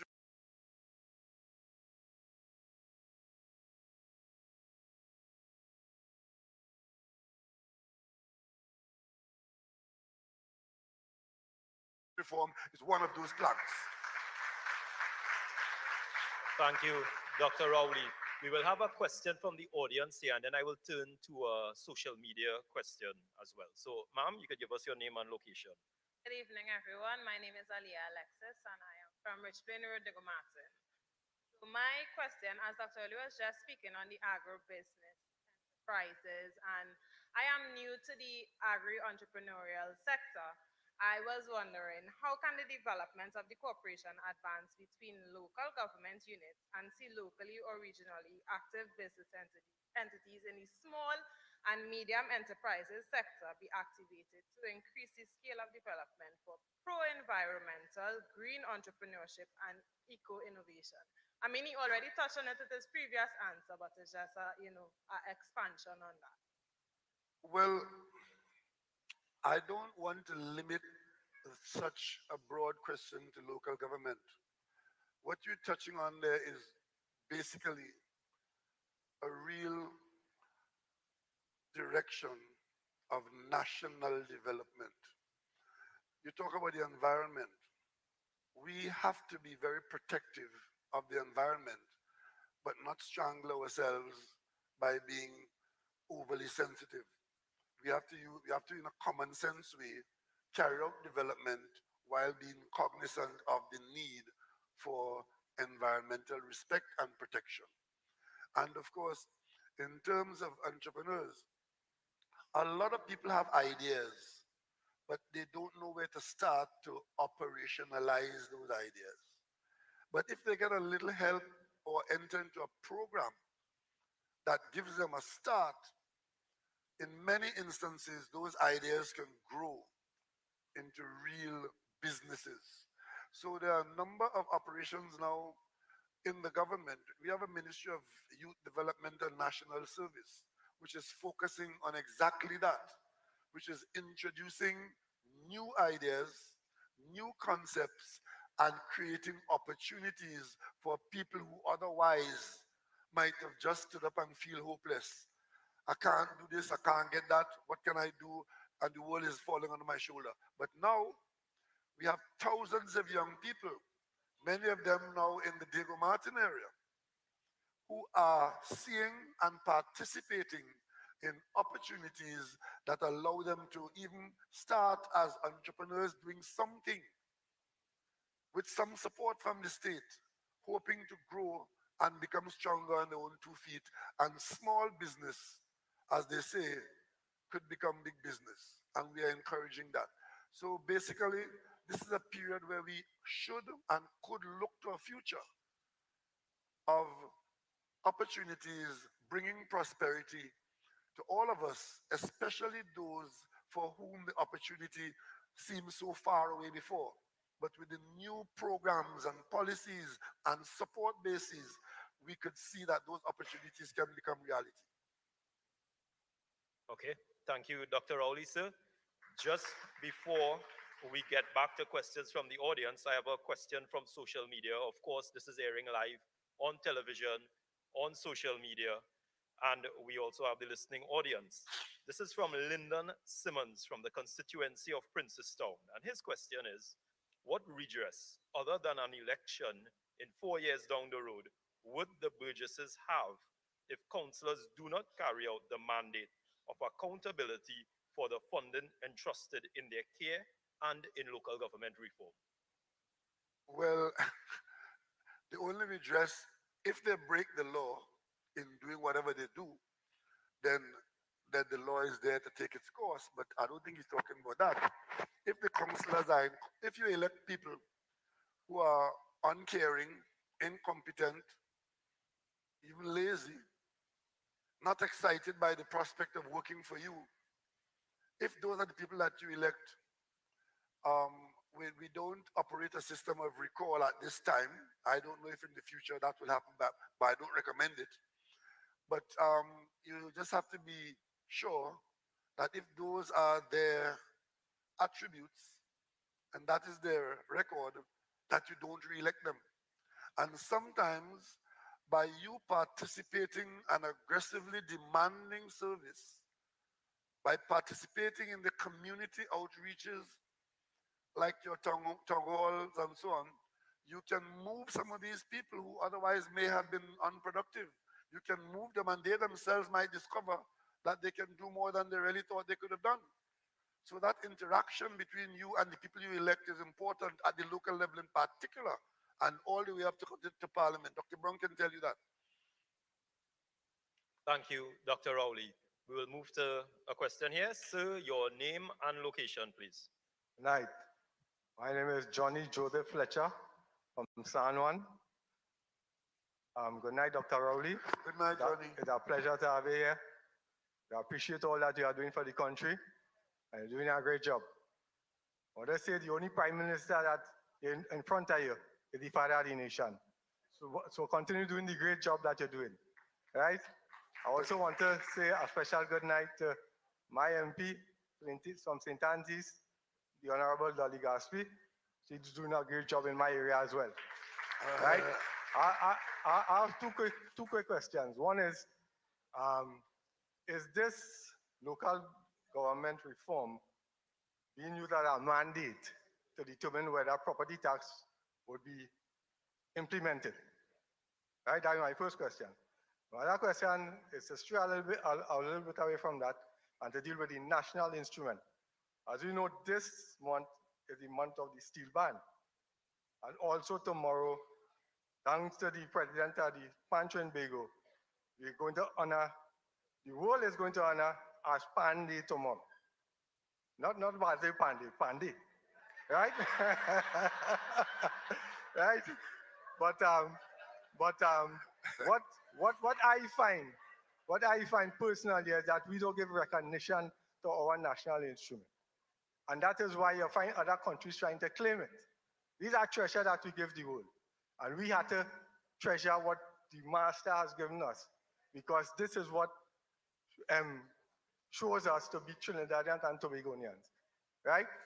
I wish that, I know it had the deliberations whereby you all was going to take it to Parliament to make it the national instrument.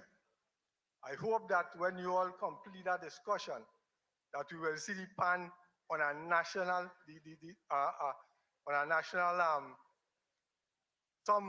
something, not only $20. $20 too small to represent the pan, right? I want to recommend that the pan is even worthy of being put on the national flag. You know why? It represents all of us across creed, race, class, everything. Pan is what we give the world. And if we don't wake up, one of these days we might wake up. Japan only do it the other day. One of these days we go wake up and find somebody else. And all the great work that the great men from before, Spree Simon, Eddie Manette, and him those like Ken Professor Fillmore. Okay, sir, if you could move on they're to going to think. So I don't want to cut you off, but can you move on to the other question there, please? Okay.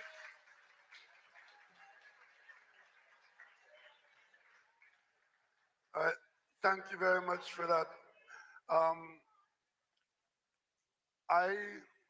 In New York, there's a small committee. I met them,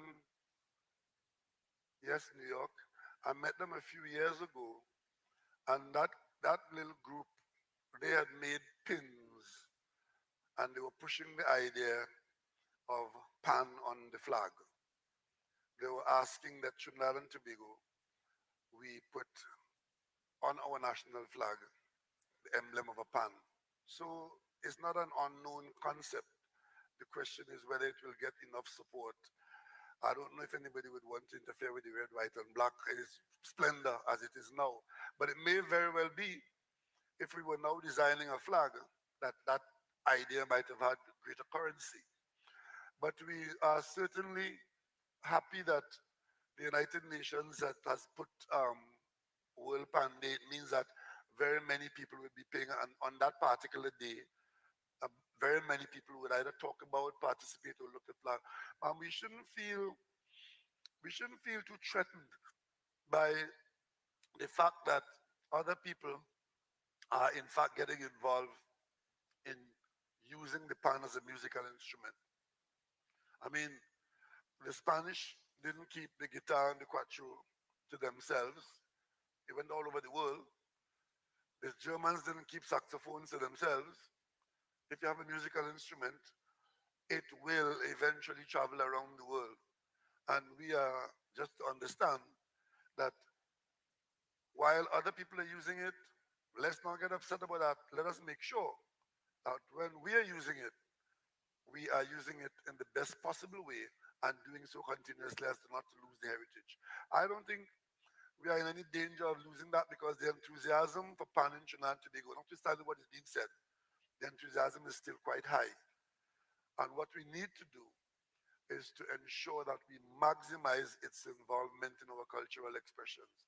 And like, for example, I, for one, I would want to encourage, and I'm anxious to see Pan Trinbago bring back the period of Pan playing classical music. That I used to thoroughly enjoy that, and it's something that I would like to see come back as part of the calendar of Pan events. So tomorrow is Pan Day. Pan Day. So I look forward to seeing some of you on the promenade somewhere. There'll be Pan in Woodford Square. I think there are about 8 or 10 bands will be in Woodford Square. It's an opportunity to participate and to be a part of it and to enjoy it. That's what we do here in Trinidad and Tobago. And the very many young people who are so talented and expressing that talent tells me that PAN is in good hands, and we are building the facilities. We've just built a fine facility for Despas in Port of Spain, and in a few weeks' time, there'll be another facility that will be, news will come of another facility, and the Port of Spain will be the home of PAN, the city of PAN, the place where you can go, and the management, again, we're talking local government. We can have events in corporations which feature steel band productions as cultural evenings, cultural expressions, create opportunities for people to play and display their talent. And if you are willing to pay a small fee to go to a good venue, to an evening of steel band music, it would be a wonderful thing. And those things will come with initiatives, with support, and the future is bright in all of these areas. Thank you, Dr. Rowley. We move on to another question from the audience. Again, your name and location. My name is Stephen Telesford. I'm from Coven Road and I'm part in Rich Street. And could you talk into the mic, please? Yeah. My name is Stephen Telesford. Right. I'm from Coven Road and I'm part in Rich Street. I work with the Prime Minister. You wasn't the Prime Minister as yet. By your house in Caranage. And I asked you, what about the election? And you said, is leave it up to the people. You remember that? I's Doc brother. I's Doc brother. Whose brother? Doc. Doc brother, all right. And you work by my house, right? Yes. You're a tradesman, right? And you come along by the dog house. You go along all right. What trade? You're a tradesman, right? Yeah, Mason. Past Mason could be contracted by Ali again. Ladies and gentlemen, this gentleman, he and his brothers built a drain up in Covin. You almost go up there and see it. Without mechanical equipment. It is something to behold. Good workman. But I want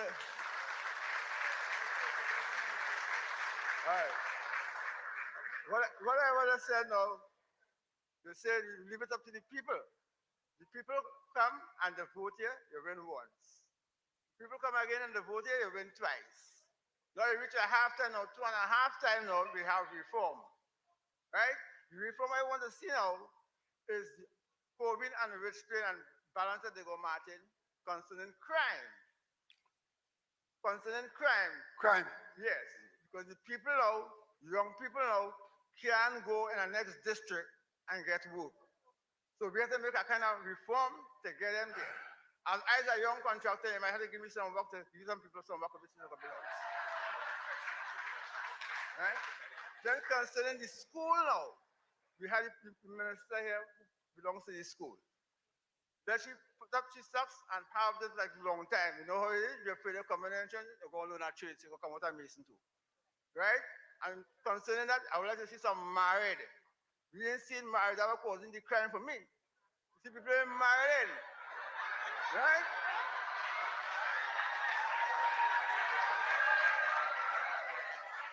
In Covey Road.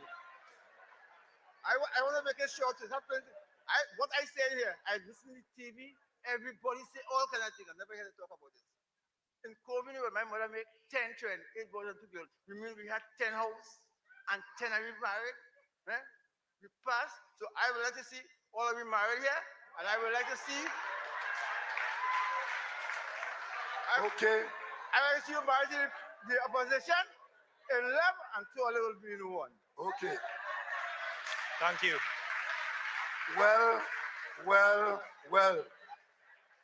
You young people here tonight, you have got a lecture on the attributes of family life.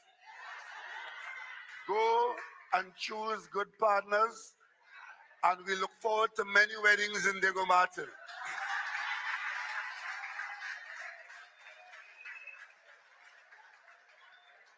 There's a lot to be said for that, and he gave you a good discourse. But one point he made that we should be concerned about. You see that whole question about borderline, where criminals are setting the pace and determining who can go where. That is something to be discouraged, and you have to discourage young people from participating in it. One hand, don't clap. It's happening across two hands.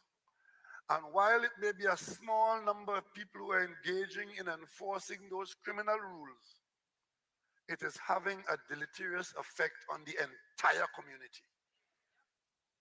It is destroying the comfort and the safety and the security of the community. And I want to go back to the point of saying, at the end of the day, when you get to the root of those behaviors, it comes down to the family. Because every family where there's somebody in that family engaging in that, the family knows who is doing it, saw it developing, and it's a breakdown of society that ends up like that. Breakdown. And it offers us nothing good. It may be something good for the person who is guarding the block to sell more drugs and handle more guns. But the general community that is being affected, it is all bad. So it is something as part of the improvement in our safety and security that we have to look at. And it also has that component. Do not encourage, well, let me put it the other way around. Discourage any person associated with you who you have any influence over. Discourage them from participating in that. It does not end well for them or for the community. Thank you, Dr. Rowley. We have another question here in the audience. Again, name and location, ma'am. My name is Aisha Jackman Archer. I am from Lansmeter, Caranach. Blessed good night to you, Honorable Prime Minister. Good night. The question I have for you is, what are the roles of local government in terms of, excuse me, I don't have on my glasses, so I strain my eyes. Oh, all right, so let me start over. What are the roles of local government in terms of activating entrepreneurship, of innovation in the terms of developing cooperation with local businesses?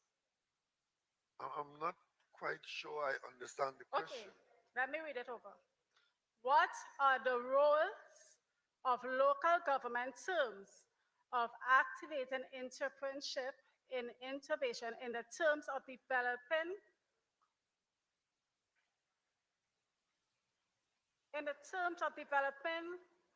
cooperation with local businesses? If I understand what you're asking me is how we can encourage entrepreneurship. Yes. And what role local government What can play in it. in local businesses? As I said earlier, if local government has more resources and is taking on more responsibilities, you will require more instances of persons and businesses to participate in providing the services of that responsibility. And therefore, that's one area where an entrepreneur who sees an opportunity to do something that they want to do.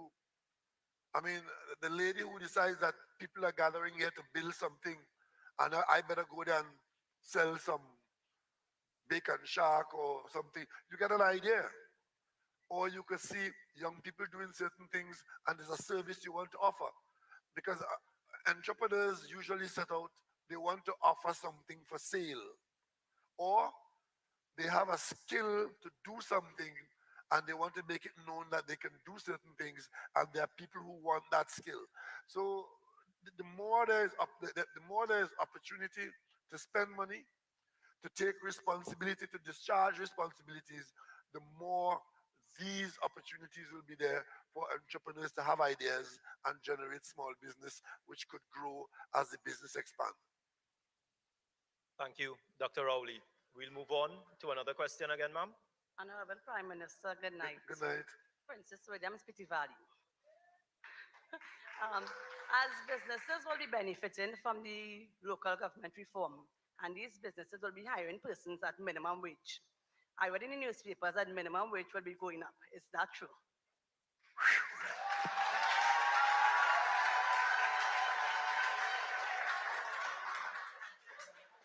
I, you, I don't know which paper you read,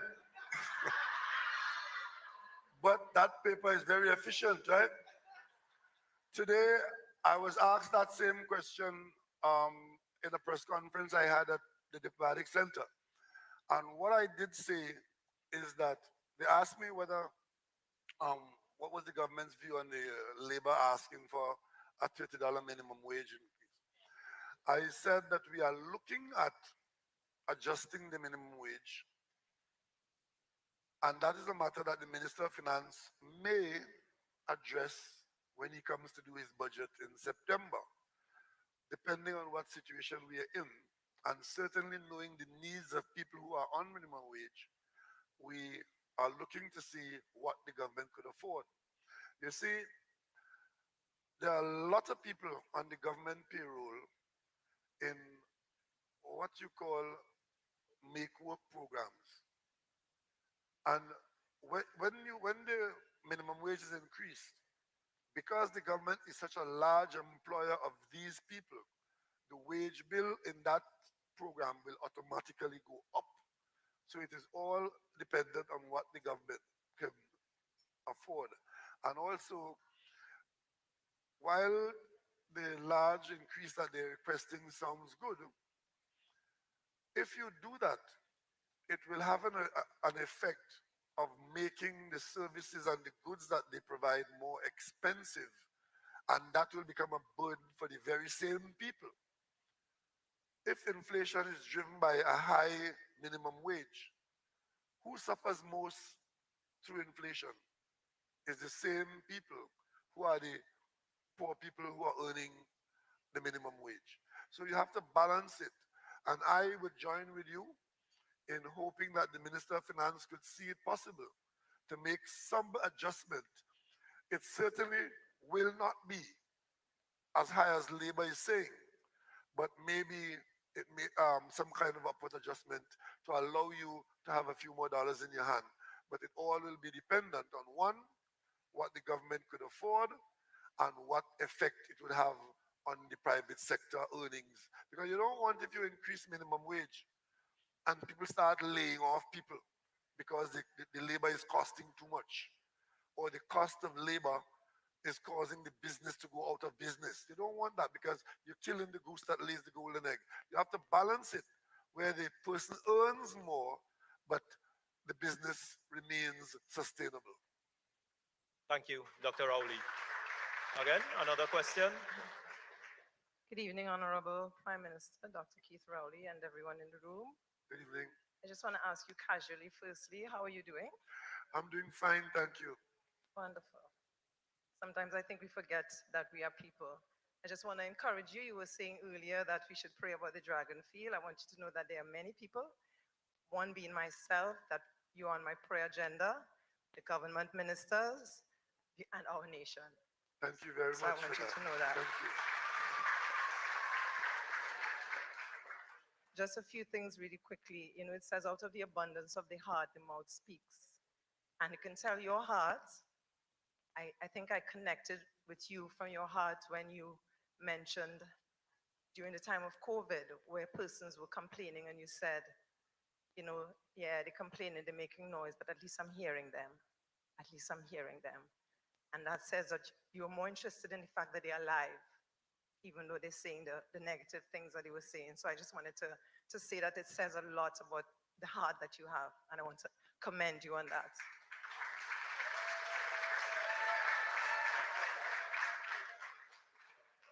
Recently, I met Keyshawn Walcott and Hazley Crawford at the stadium, Commonwealth Games.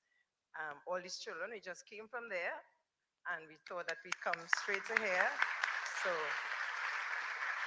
and I said to them, thank you for your service, and I want to say that to you publicly. Thank you for your service to our nation.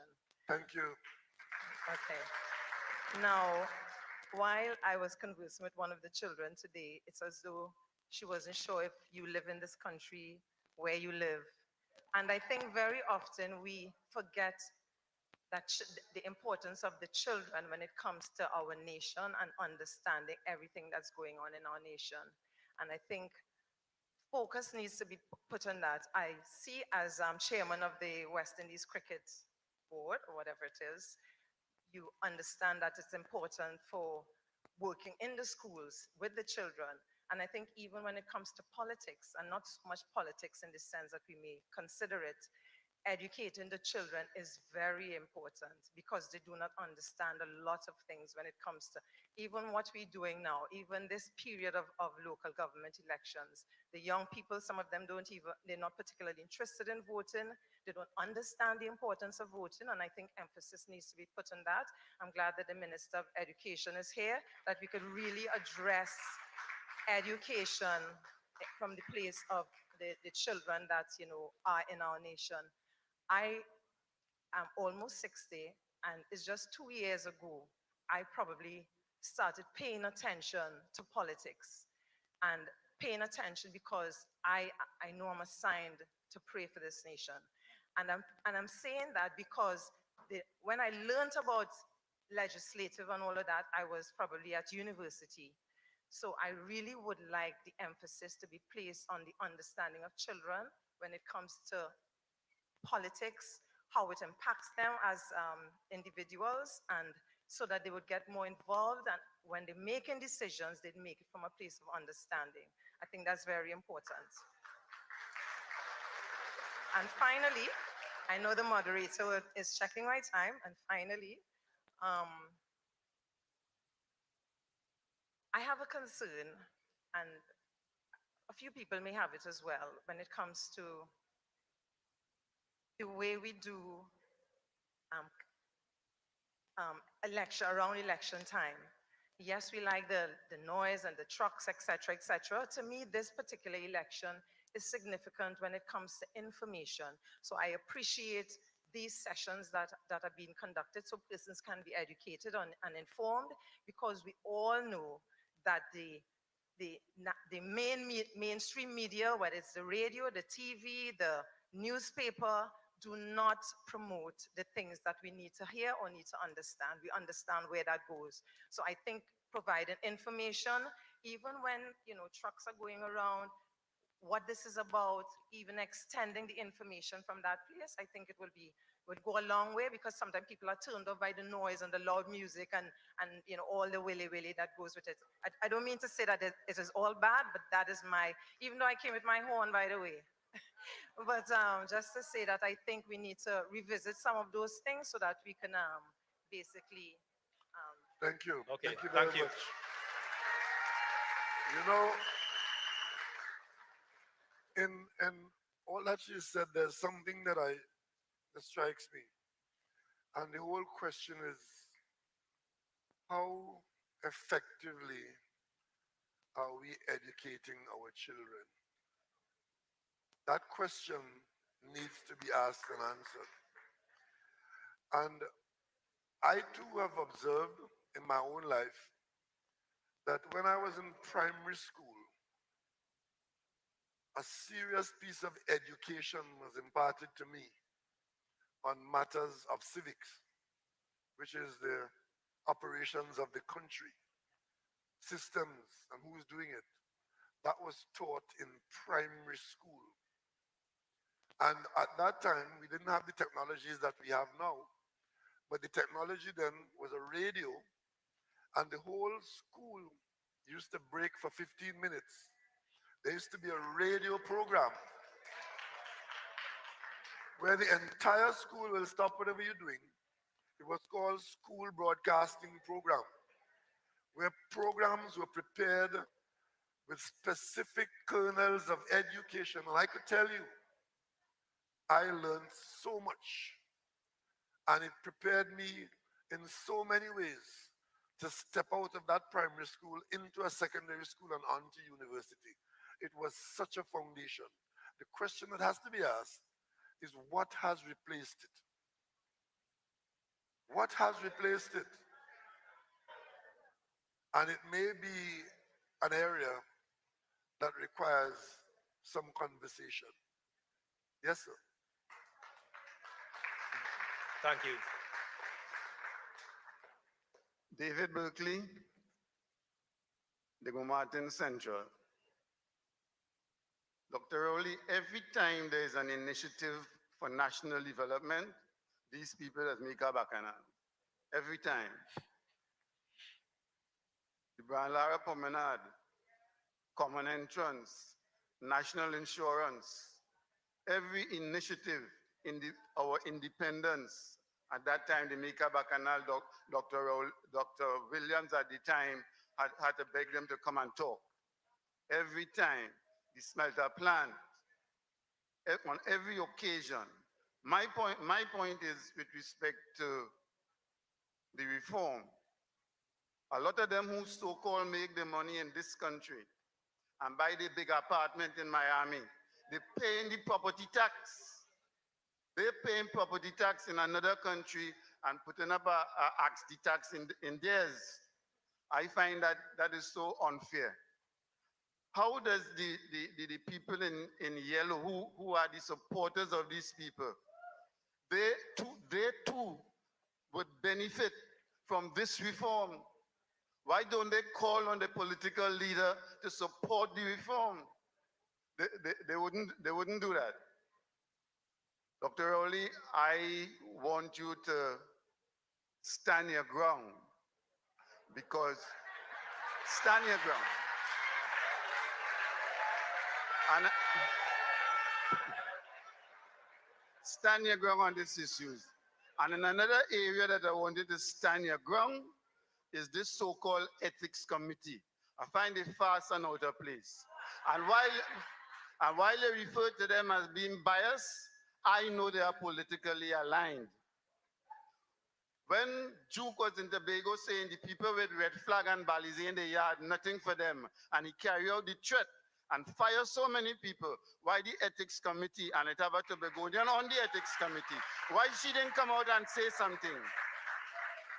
I heard last night a political leader in this country saying that the red and the ready, they will be dead and bloody. That is talk for the police. That is talk for the United Nations to protect us. Why they hate this slogan, we red and we ready? We red and we ready. Why they can't handle that? Thank you. Dr. Thank you, sir.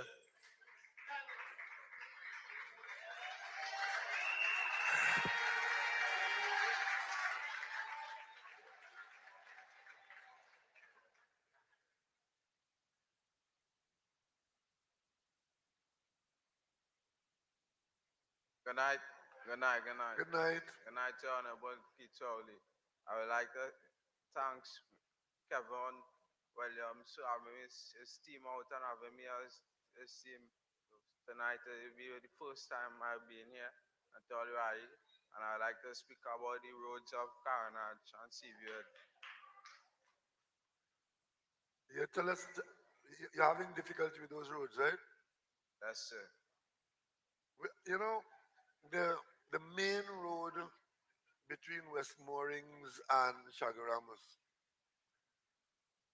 is probably the one that the water lines break more than anywhere else in the country. as fast as we fix those lines, they break. It's either that, I don't know the answer. It's either they're too shallow and the heavy traffic is breaking them, or something is happening. I remember a few years ago when we thought we had that problem and we thought we solved it. We spent a significant amount of money to change out those lines. And I've seen, I think we put steel pipes in. And every time you can't drive from Glencoe to Chagarabas and not meet a hole in the road. And the hole is caused by a break in the water line. So we're looking at that only this morning. We were talking about that outside of my constituency office there. There seems to be a permanent breaker there. Because since I've been MP here, the amount of times that we have had to fix that water line in the road there, and it's a road where it's 2 lanes. So when you have to dig up 1 lane to go and get to the pipe, it's an inconvenience. It provokes people. But we have a very aggressive and very understanding minister. WASA is going through some restructuring, and we are funding WASA to do some technical upgrades. So we're hoping that this kind of problem, we'll find a solution to it, and you don't have that problem on the main road. On the Seaview Hill, one of the problems that we've had, which I tried to explain a little while ago, is that in the recent past, we have had to reprioritize government expenditure to focus on some things that were a little more immediate. And as a result of that, we were not able to spend as much money as was required on road maintenance. And some of our roads deteriorated quite visibly. We are now engaged in addressing that. So while you do have the inconvenience, a program of road upgrade and road improvement is underway. And even those who believe it was for elections, it wasn't for elections, it was when we could have afforded to have directed the resources to it. So come the 15th of August, the election would have come and gone, and the road repair and upgrade will continue. We have some problems with respect to getting the amount of crush rock that we need. We had problems with the bitumen, which we have solved, and we are now in a position, once we get our production up in the raw materials, to embark on piece by piece, one by one, fixing and upgrading our secondary and minor roads. That's an ongoing program, and it's going to go past this election on Monday, and it's going to go past the general election at the end of whenever it comes, because it's a national program that has to be done. But when we couldn't have directed the resources, how many of you would have been pleased with the government if we had directed all the money required for road reinstatement and not direct money to the health system during the COVID period? How many of you? So we had to prioritize, and now we are moving from one state to another. Thank you, Dr. Rowley. And ladies and gentlemen, I know we are having a very informative session with questions and answers here, but unfortunately, time is against us. So we will go to what I would think would be our final question here. I see the gentleman there, sir, but I know you did ask a question in Sangre Grande as well, too. So we do apologize. Time is against us, so we will take our final question. Good evening, Dr. Rowley. Good evening. I am Risa Yewood from Marval. Dr. Rowley, you From said... you from Diego Martin Northeast? Yes. When last you saw your MP? Yesterday. Yesterday?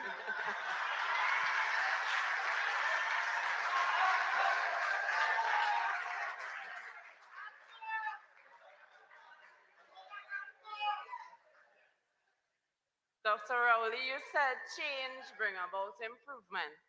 And we look forward to this reform to change our environment from health hazards and dangers to life and livelihood with garbage piles and any and everywhere in our society.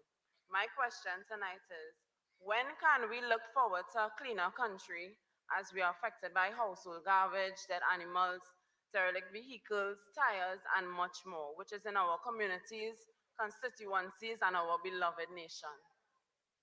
All right, since you've asked it, I got a brainwave.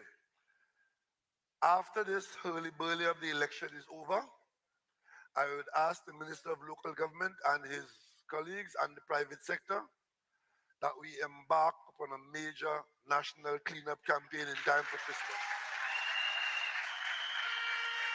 So we'll go on the card with that.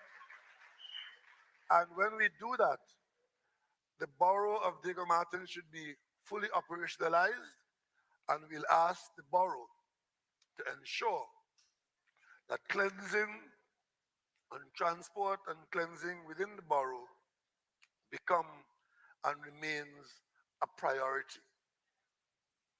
Because that is one of the major responsibilities of local government, to have transport to get to you and to cleanse the area in which. And while I'm doing that, I want to ask you as burgesses, stop throwing rubbish in the drains.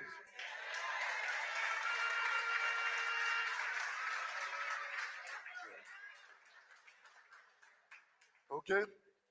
Thank you, Dr. Rowley. And ladies and gentlemen, if you could just bear with us, I really hope that this segment where you had the opportunity to converse with Dr. Rowley, where the members of Diego Martin and surrounding areas got the opportunity to ask the questions, get the clarification, and really have a lot of your concerns be raised and addressed.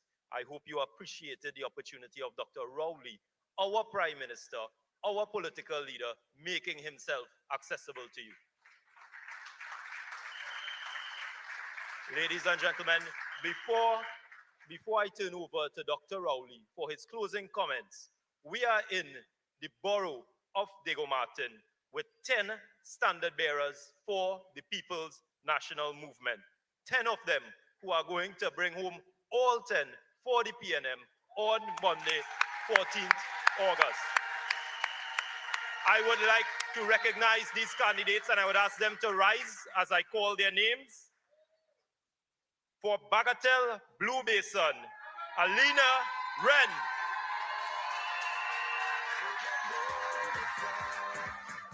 For Glencoe Goodwood Laperta, Amber Keynes. For Corvin Richplain, Avanel Boyce. St. Lucian Cameron, Chelsea Mendez. Shagaramas Point Kumana, Hebron Williams. Bellevue Boise, Samuel Carter.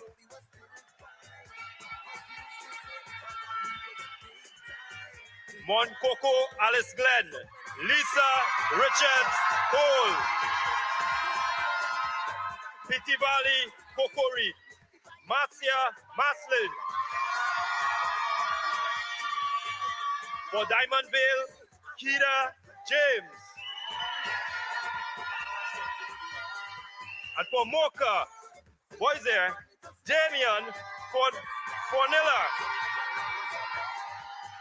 Ladies and gentlemen, these are your 10 candidates, your 10 standard bearers for the People's National Movement, who are going to bring home all 10 electoral districts in the new borough of Diego Martin.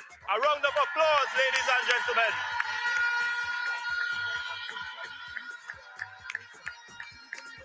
Come on, Diego Martin, we could do much better. Make some noise for your candidates.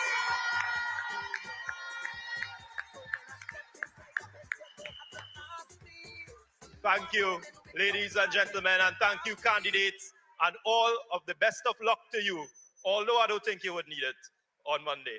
Dr. Rowley, I turn over to you for closing comments. Okay, Diego Martin. Thanks for coming out and allowing me the opportunity to speak on these matters that we touched on tonight. I want to take the opportunity, this being our last conversation, to thank Viash for the outstanding job that he has done.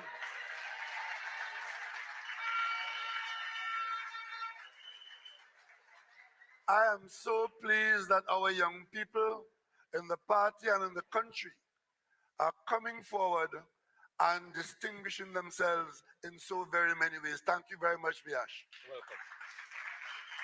Now, I know many of you here are the activists and you're taking part in an election campaign. Diego Martin, we're on a new trajectory. We are a new borough, and I would like to see that reflected in good results in the local government election. Support. This will be the local government election. This will be the election. This is the time when we would point to that the country, Trinidad in particular, and Diego Martin most spectacularly, seize the opportunity to make change. You're working hard. We're looking forward to a good result. But no election has ever been won. Working hard. We're looking forward to a good result. But no election has ever been won without the voters coming to the polling station and the votes being counted at the end of the day.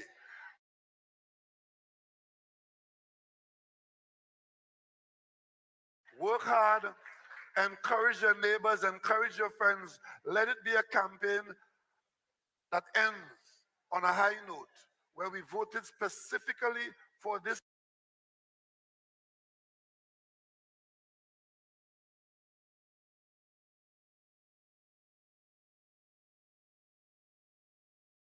improvement that we're envisioning.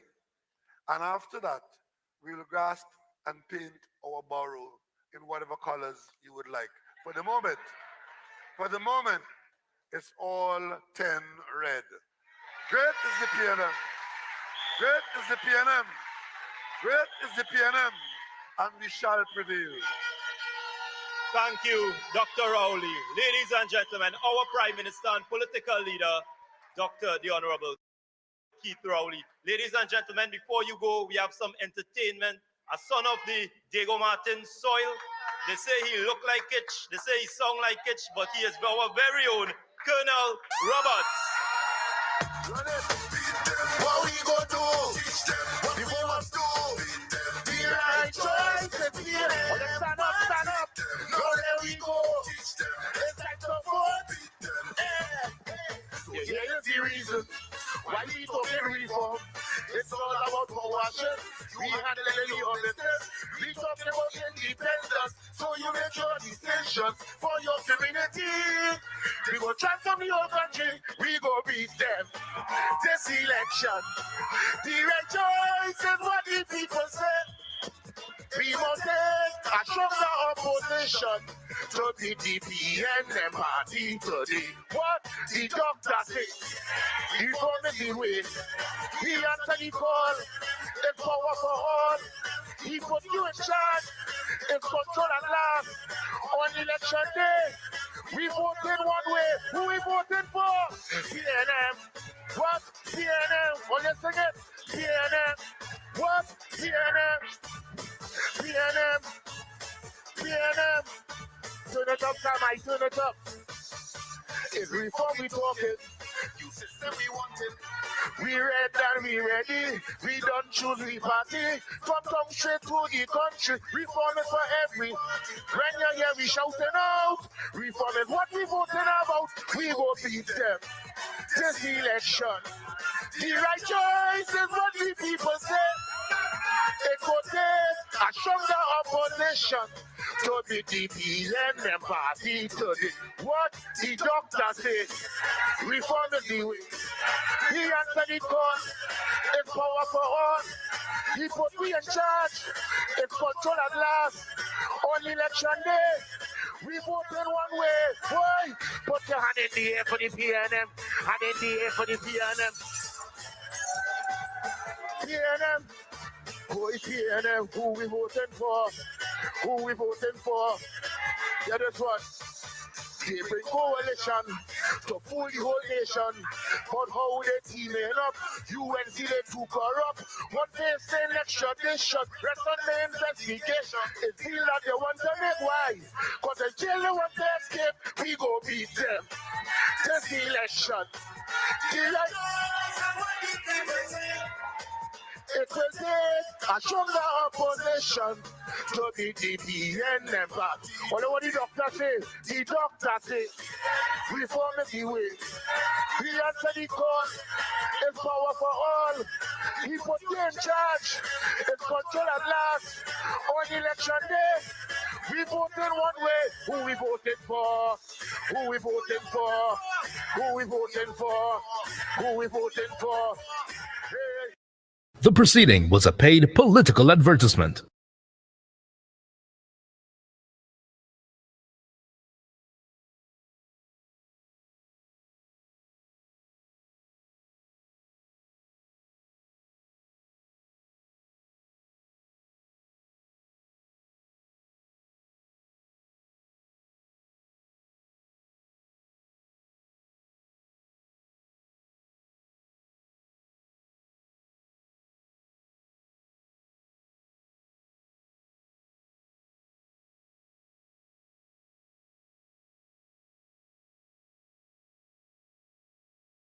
Will be a short press conference.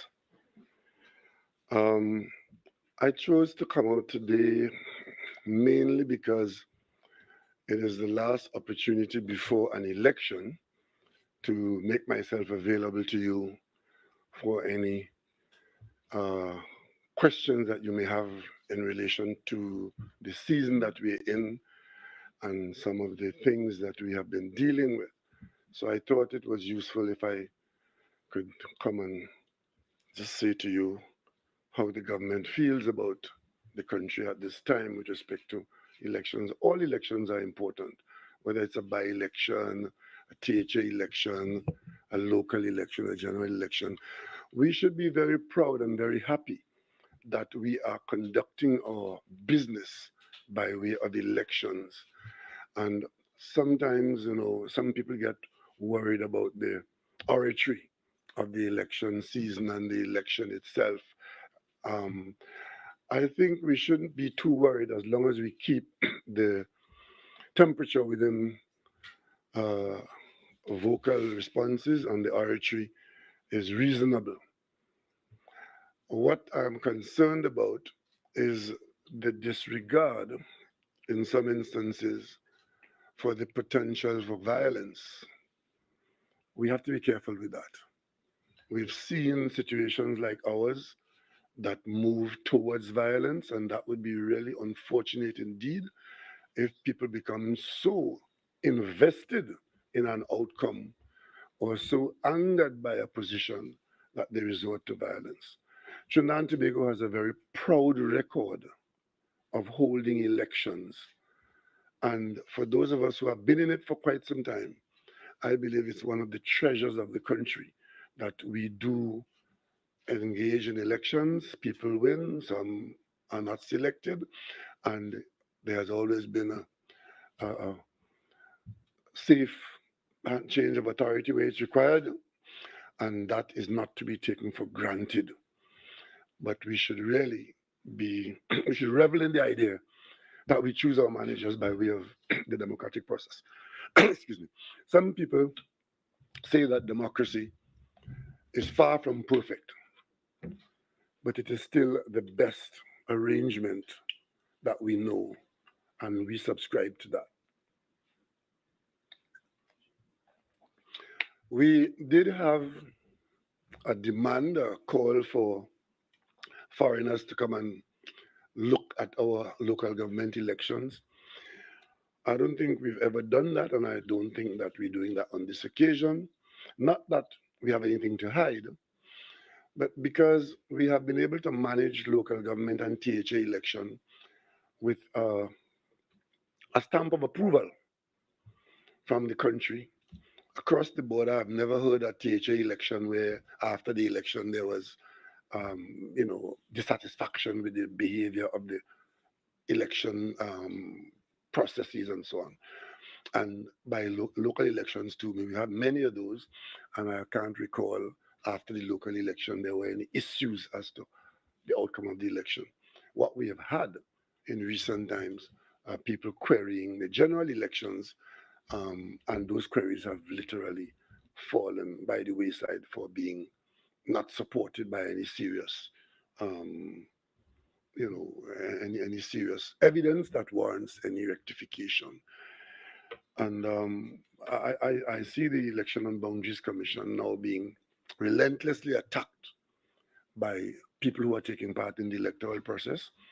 And all I will say to them is that that is not really warranted, and it is not going to help anybody get any more acceptance in the national population, because the Election and Boundaries Commission does not warrant that kind of persistent attack, not based on any fact to support what is being said.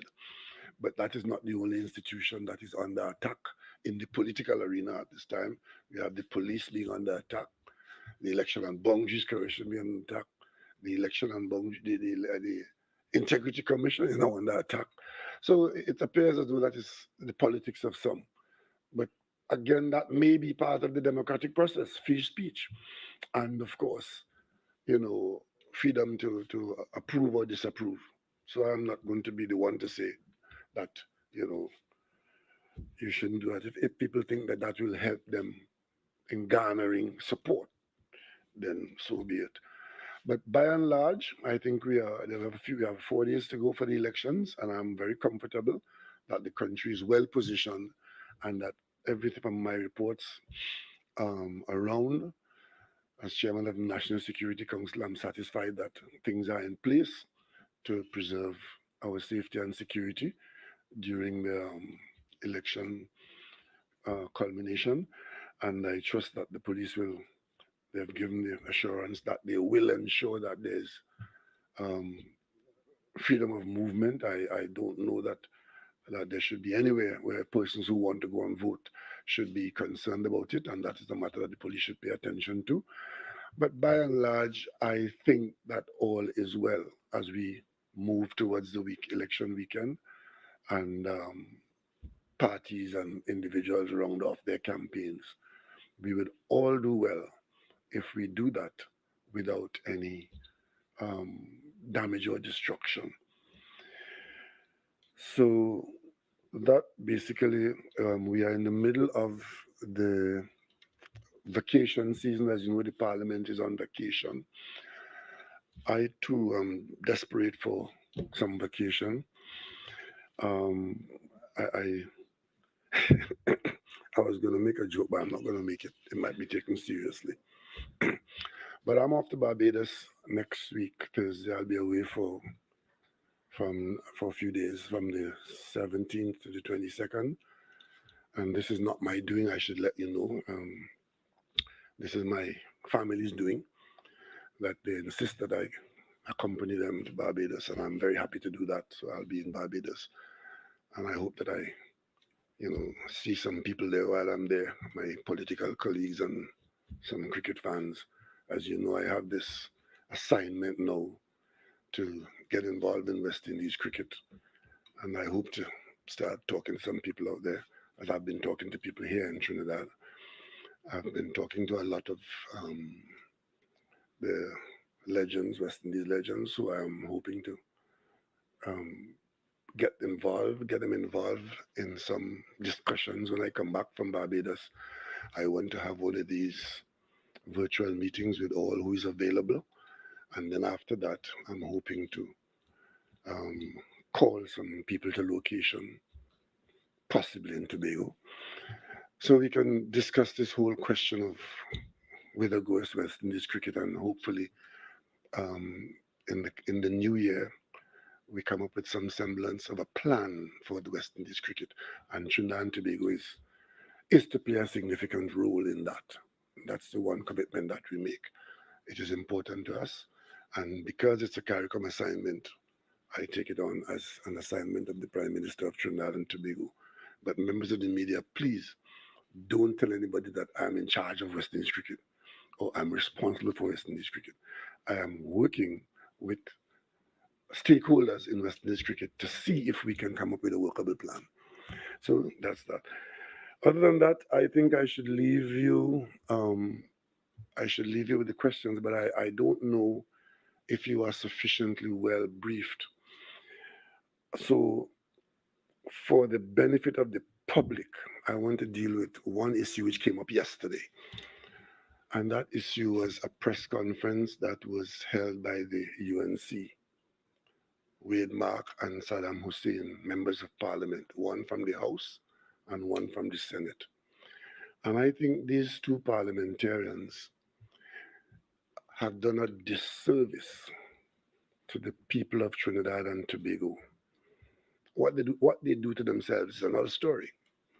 But I think in attempting to damage me, they have done a disservice to the people of Trinidad and Tobago. And that's why I think I should raise this matter with you now so that you will not be further misled by any more of their misbehavior. It was clear, it has been clear for quite some time, that the UNC sees damaging me and my character as some kind of holy grail of theirs, when they're not accusing me of rape in the parliament. They come election week in 2019 and telling the population that I have property that I have not declared, I have not disclosed to the Integrity Commission. Serious criminal conduct as far as they're concerned, as far as we're all concerned. That matter came up on a UNC platform in 2019, the election week of the Tobago House of Assembly election. My immediate response to that outrage was to produce my confidential form to show that I did disclose to the Integrity Commission my property, which is owned by my wife and myself, at Chauvin. I did that because what was being said is that I did not disclose this property and I had to hide it because some contractor gave it to me. That's what the UNC sold in this country. When they discovered that I did in fact buy it and it was there, they started a new campaign about how much I paid for it. And of course, start making all kinds of allegations. That was for the election of 2019 in THA. Come and went. Then they wrote, Saddam Hussein wrote to the commission, putting in script much of what they were saying in relation to that property and my family, including my family members who I have no responsibility for, like my adult daughter and my wife,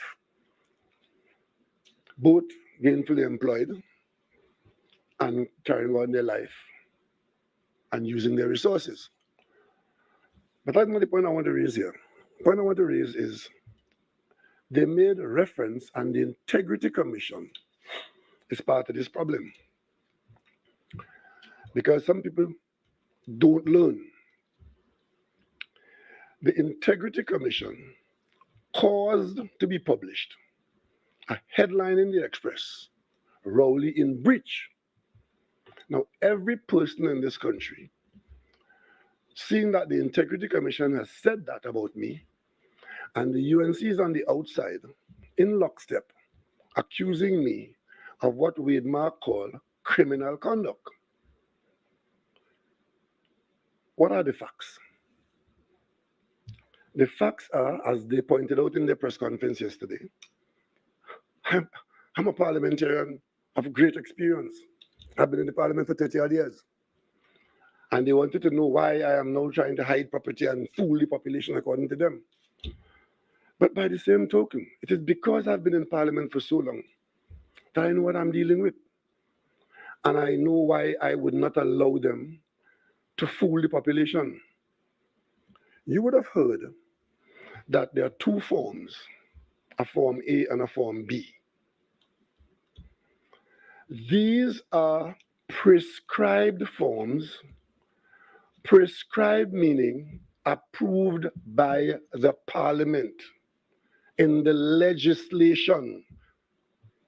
And for those who have been in the parliament nearly as long as I am, you will recall that there was a time when these forms did not exist. And the Integrity Commission had tried to go after people who had not been submitting their returns. And they came up against a legal hurdle, and that was they could not go against these people because these prescribed forms were not available. That's part of the evolution of the Integrity in Public Life Act. Then the prescribed forms became available, authorized by the Parliament. And the content of those forms authorized by the Parliament. The Parliament decided what of your assets will be under confidential, not visible to the public, and what of your assets would be visible to the public. That was decided by Parliament, not by the Integrity Commission. So the prescribed Form A exists there, which is very detailed, and there's a prescribed Form B that exists there. I have been pilloried for the last almost 2 years on an interpretation between prescribed Form A and prescribed Form B. Because for the last God knows how long, as far as my memory serves me, I have always been putting my properties, all real estate properties, on Form A, and land without proper building on it on Form B. I have been doing that ever since I can remember filling out the form. But because of this attack on me, earlier this year, I think it was, I was moved to go with my lawyer to the Integrity Commission's office for them to produce, for me to confirm that they have in their possession all of my Form A's where I have disclosed all of my property, real property, and B, where I have disclosed all land without buildings on it. I had to go there because the way I was being aggressively pilloried on this matter, I wanted to make sure that when we get to the court in disclosure stage, that the Integrity Commission could have disclosed to the public that I have in fact always disclosed all of my property. The UNC in the political arena has been saying that I have failed to disclose because I have not disclosed a townhouse on Form B. Yesterday, they went to town on me. A member of parliament, a former speaker, yesterday, in full public view, was on a roll. He called me a criminal for not disclosing my real property on Form B, where Form B asks for land. I want to show you, for those of you who don't know, this is Form B, right? This is a prescribed form.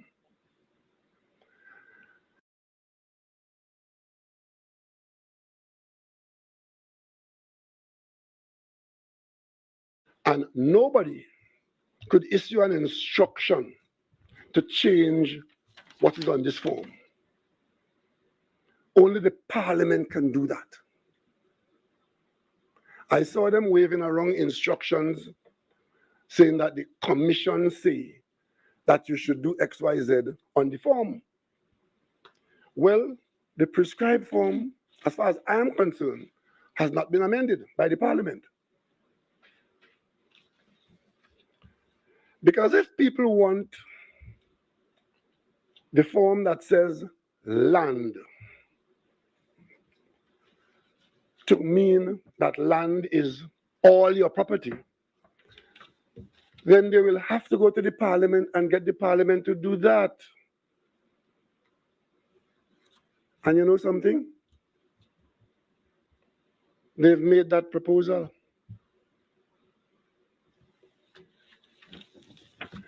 You would have seen in the media the Integrity Commission saying in this melee that they helped to create that they send something to the cabinet and implying that if the cabinet had done what the cabinet was supposed to do, in fact, I've seen that editorial in the newspaper saying that if the cabinet had done what the cabinet was supposed to do, then XYZ was going to happen. That might be so. But the fact that it has not been done doesn't mean that you could change it of your own accord. This is what came to the cabinet on the 30th of October 2018. It's called Policy for the Amendment of the Integrity in Public Life Act 2201. This proposal is a proposal to amend the Integrity in Public Life Act Chapter 2201. All of us know if you want to amend a law in this country is one place it can be done, and that is in the parliament. Are you with me? Okay. Let me take you to page 1 of the proposal here.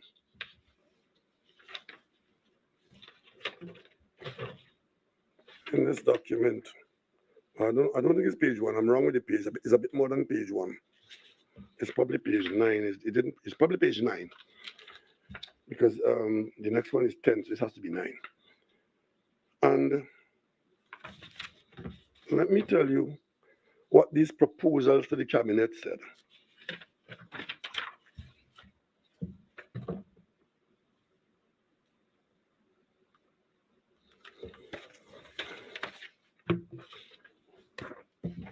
Right. Now remember, this is a proposal to amend the Parent Act. It says, and this is section 14, 1, which I see being quoted in the papers.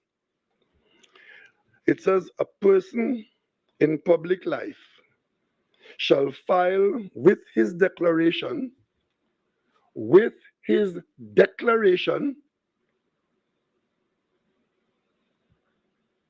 under subsection 11 an additional statement of registrable interest. So the declaration is Form A. The registrable interest is Form B. What this is saying, a person in public life shall file with his declaration under section 11 an additional statement of registrable interest in the prescribed form, which shall contain the information required by subsection 3. So the information required by subsection 3 is what is going to go in Form B, which is the register of the registrable interest, right? You know what this proposal also is asking us to amend the law to do? On the following page, section 3E, beneficial interest held in any land. That is there now in black ink. In red ink, the amendment that is asked for, being proposed, is in red ink, and it says, or building. Let me repeat that. The proposal that came before the cabinet, which has not been made into law, is simply a proposal. On section 3E, it acknowledges that the existing E beneficial interest held in any land, that is in red, and in black, and asking that in red, the amendment be you add in buildings.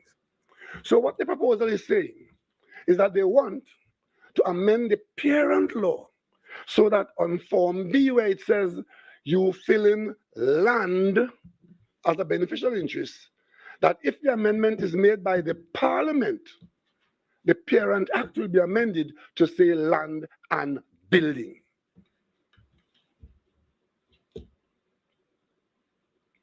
But the Parliament has not done that. That proposal has not gone from the Cabinet anywhere, because the Cabinet was concerned that this attempt to amend the Integrity in Public Life Act, the proposals coming to the Cabinet were wide-ranging and far-reaching, well beyond what the Parliament had agreed to do when the Act was brought into force. And it has some areas which are of grave concern if one is allowed to amend the law as proposed. So it's simply a proposal. But the one thing that is absolutely crystal clear is that the Integrity Commission itself accepts that building is not required on Form B, and they're asking that in amending the Parent Act that you make building submitted on Form B. So I filed a declaration every single year until 2021. I've asked for an extension in 2022. I'm currently preparing that. So I'm up to date in my submissions of my declaration. And every single year in that declaration, I have listed every single property that I own or my wife is involved with. Understand?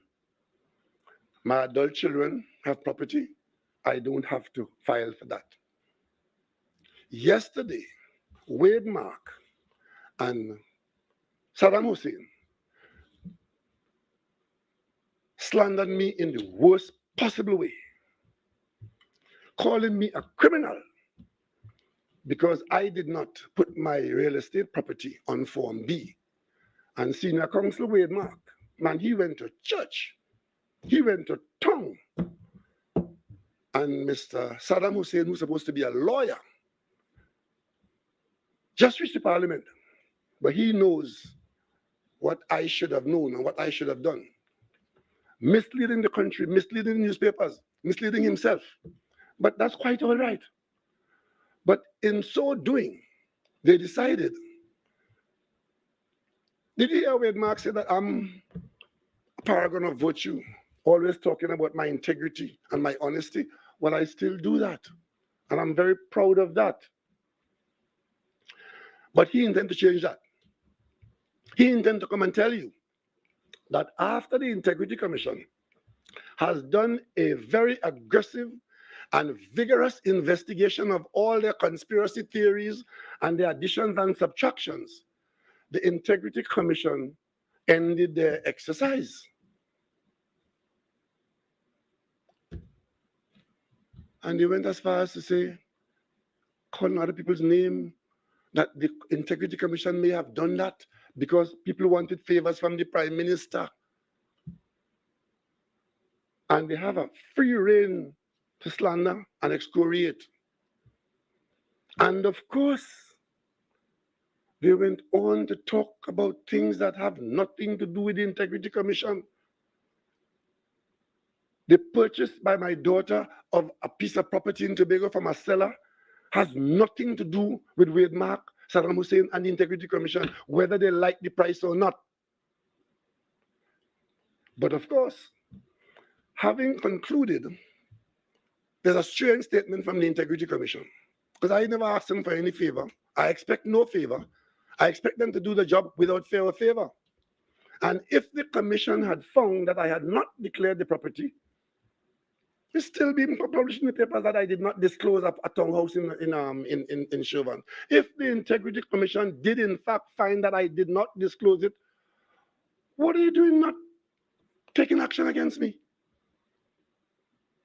And then you have this false equivalence of the UNC saying that it happened to Basdio Pandey and it happened to this one, and why it's not happening to me. I can only speak and account for myself. I have no interest in what other people did or didn't do when it comes to defending my name and my character. And that is why I am in consultation with my lawyers, and all that they have to say in the press conference and wherever else they meet, they will come and tell that in a court of law.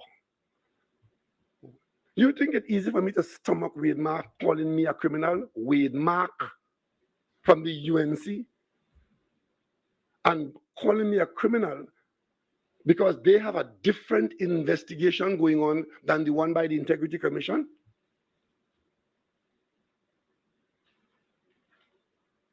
So the Integrity Commission discovered that I was involved in criminal conduct and give me a blight? That's what they're telling the country. That's what they're telling the country. Well, let them come and tell that to the court.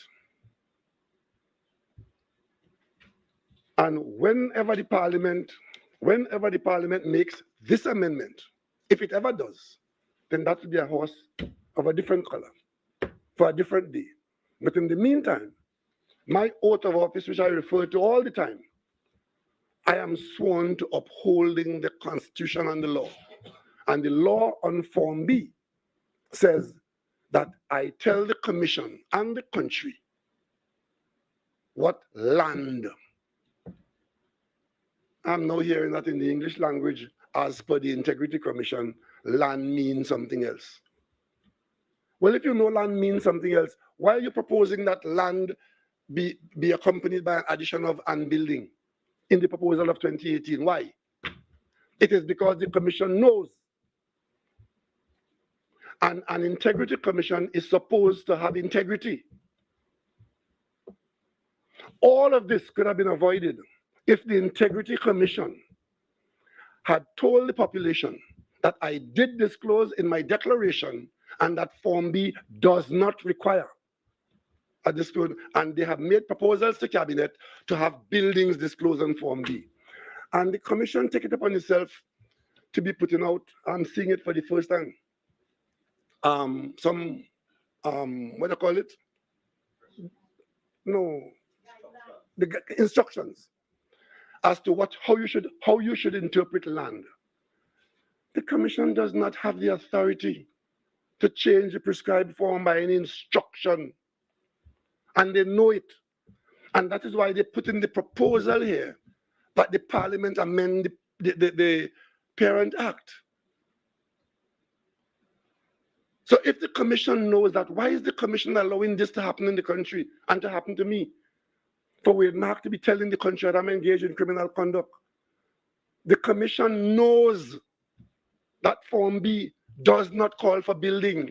And that is why the Commission has put in this document to the Cabinet that we amend the Section 3E and put buildings on Form B. And the reason is Parliament has said that what is on Form B should be visible to the public.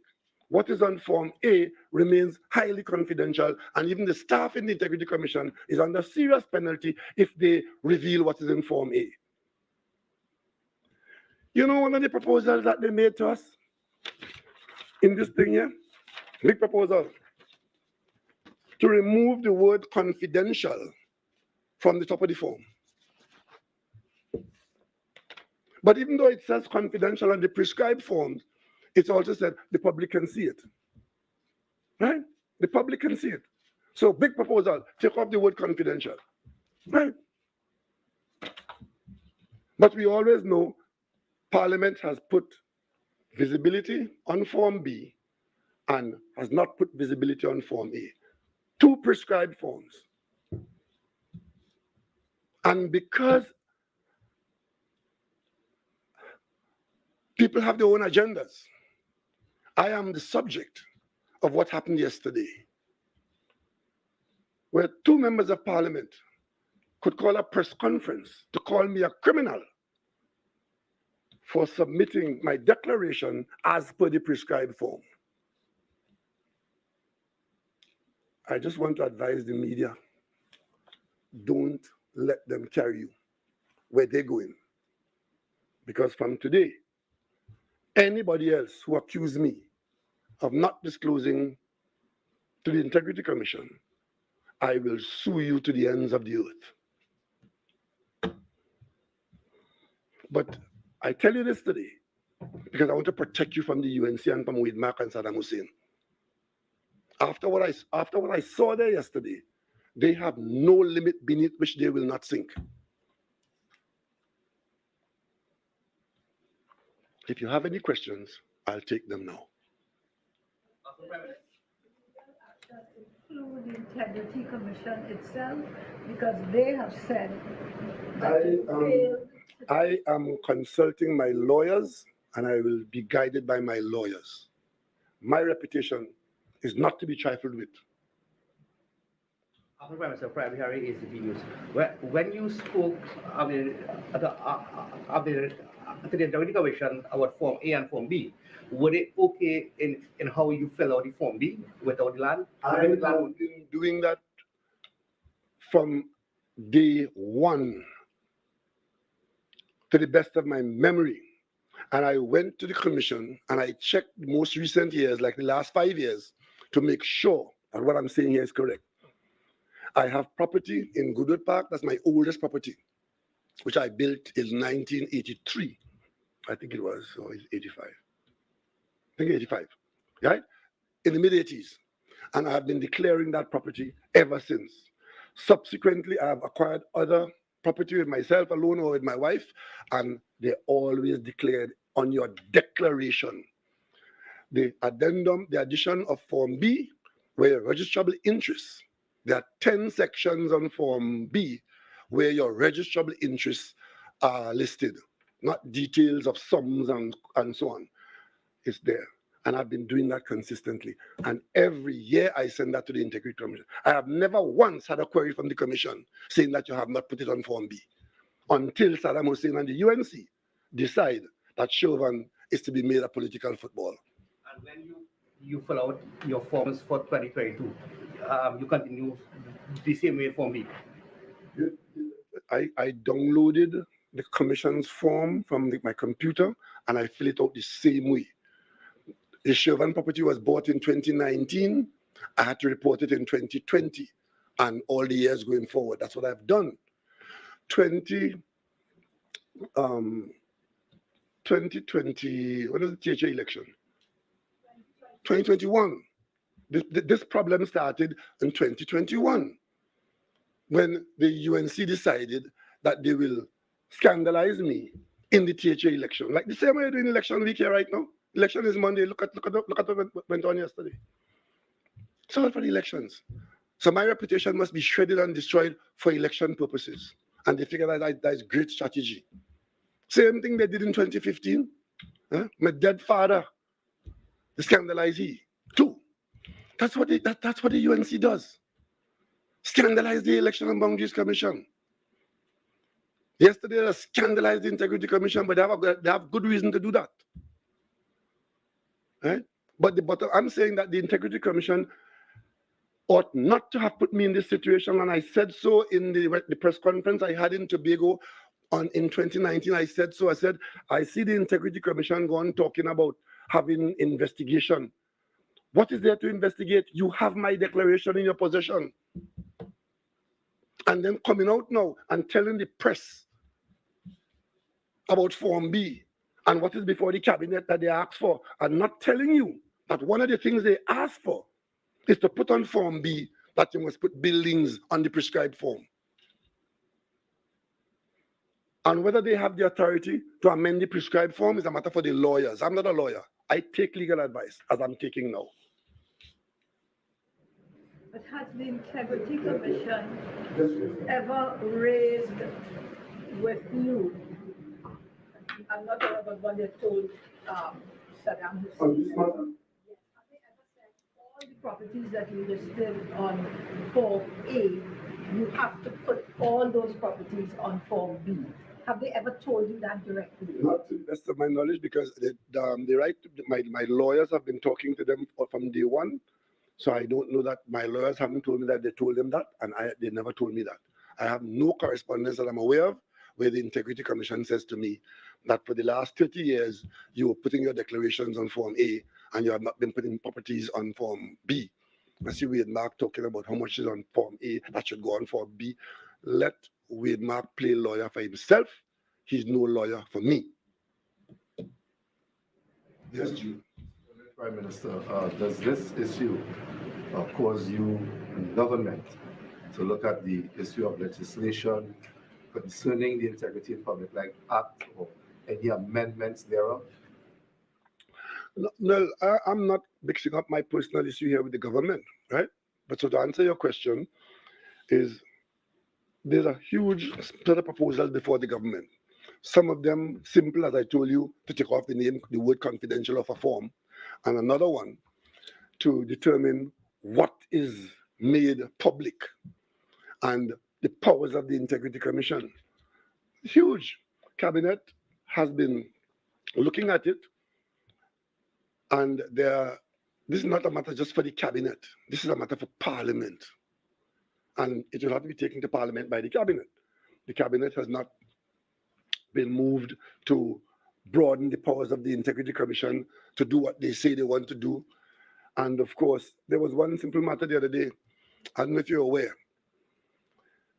The legal advice that the Integrity Commission got about the staff of the Integrity Commission, where the law, as we know it, says the staff of the Integrity Commission shall be public servants. That's the law. The current Integrity Commission decided that they want authority to appoint the staff. And that is just one of the proposals that, what are the kind of proposals that could be going forward. But the Parliament had already dealt with that, and I don't know that this current cabinet is minded to do that. So because a proposal is made doesn't mean that it has to find its way to the Parliament or that the cabinet must carry out somebody's instructions.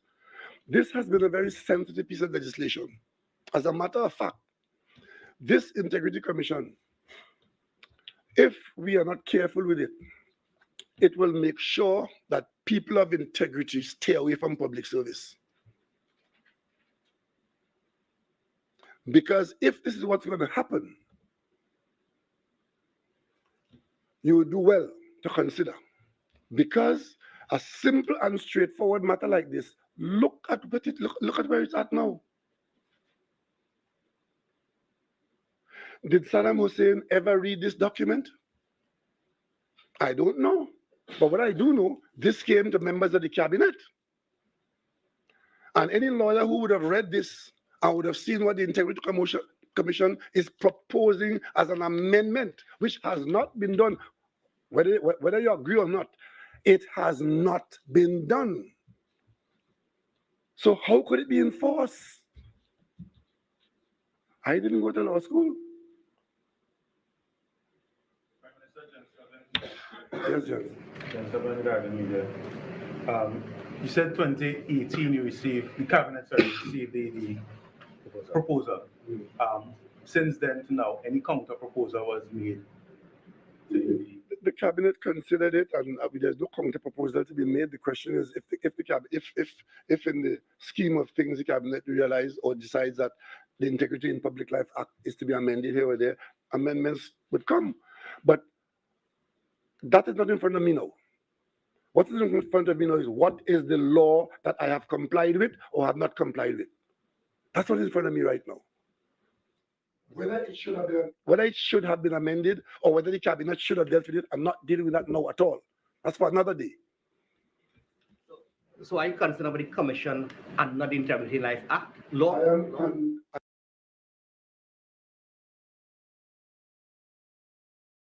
I am saying again, an Integrity Commission ought to have integrity. That's what I'm saying.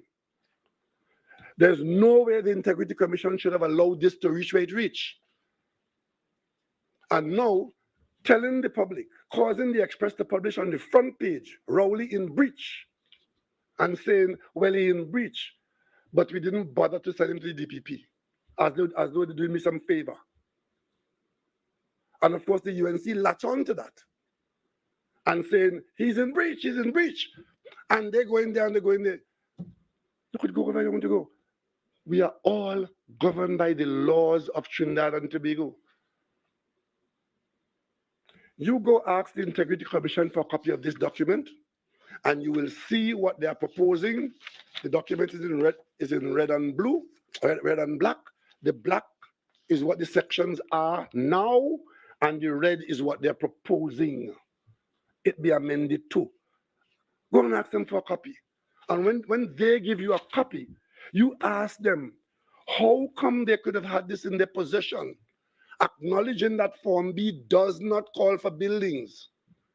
And you could persecute me and have the UNC persecuting me about not putting building on Form B.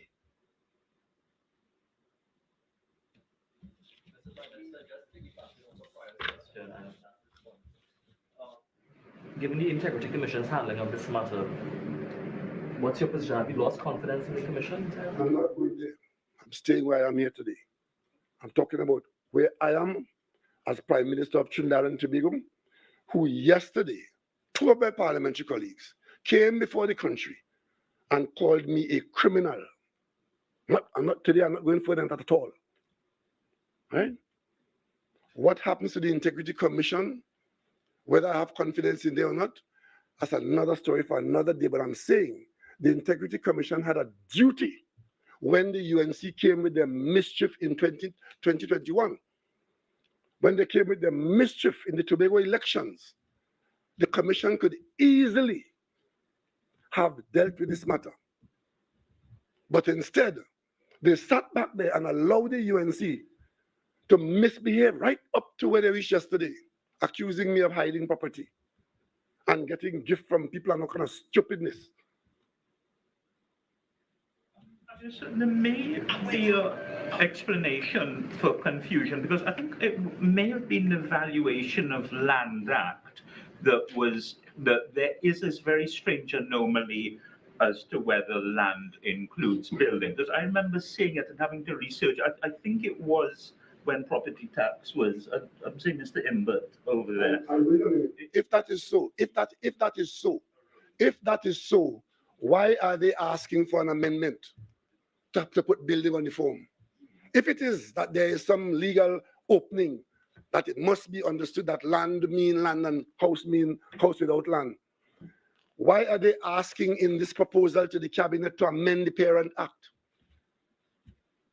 I'm just trying to get there may be laws in conflict with each other, where a definition of land may be given in one bill. In conflict, or is that the Prime Minister is a criminal? Which one? Because if there is law, if there's a conflict or misunderstanding, then there's an issue of interpretation of the law. Fine, that is quite fine. That happens all the time, that you could have interpretations. But I have gone beyond that. I am now a criminal, according to them. So if there's an interpretation issue, there's a place for that. But I know what a prescribed form is. And I know how you amend the prescribed form. Have you seen the guidelines that were published? What guidelines? Instructions. No, I have not. I saw with Mark. I have not seen that. I don't know where that came from. I don't even know when it was generated. If the Integrity Commission says that you are in breach, do you feel that you have done something wrong? I have just told you, I will take legal advice on that. Being in breach means that you have done something wrong. That's what it means. Why are we having no difficulty with the English language, the law is there for me to follow. If it is said that I'm in breach of the law, it means I've broken the law. And if I've broken the law, who tell you to give me a blight? If you determine that I've broken the law, go to the DPP with it, as they've done before. Because you see, This is not the first time that I am subject to this, you know. And having done that, having allowed that statement to reach the front page of the newspaper in what is written by the Integrity Commission, you have the official opposition of the country now feeding off that and accusing me of being a member of parliament, a minister in office, who is a criminal because I broke the law in the Integrity in Public Life Act. And how did I do that? By not filing my property on Form B. And then loosely it is being put out, the Prime Minister did not disclose a townhouse. And then all these conspiracy theories calling everybody name, right? About some conspiracy theory where the Prime Minister is hiding something. My wife works very hard and doesn't interfere with anybody in this country, you know.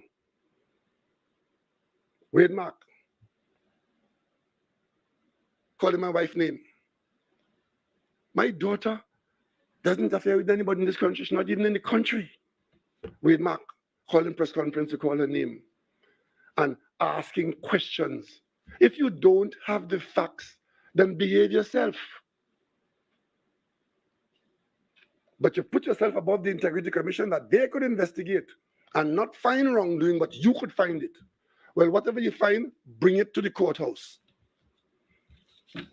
Prime Minister, just wondering, you had mentioned legal advice over the years. You had not been told you didn't have, that you had to put the said information Form B.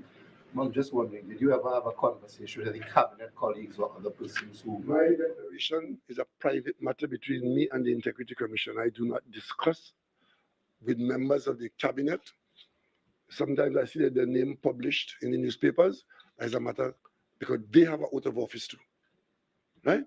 So I do not discuss my private affairs with members of the cabinet. So the answer to your question is no.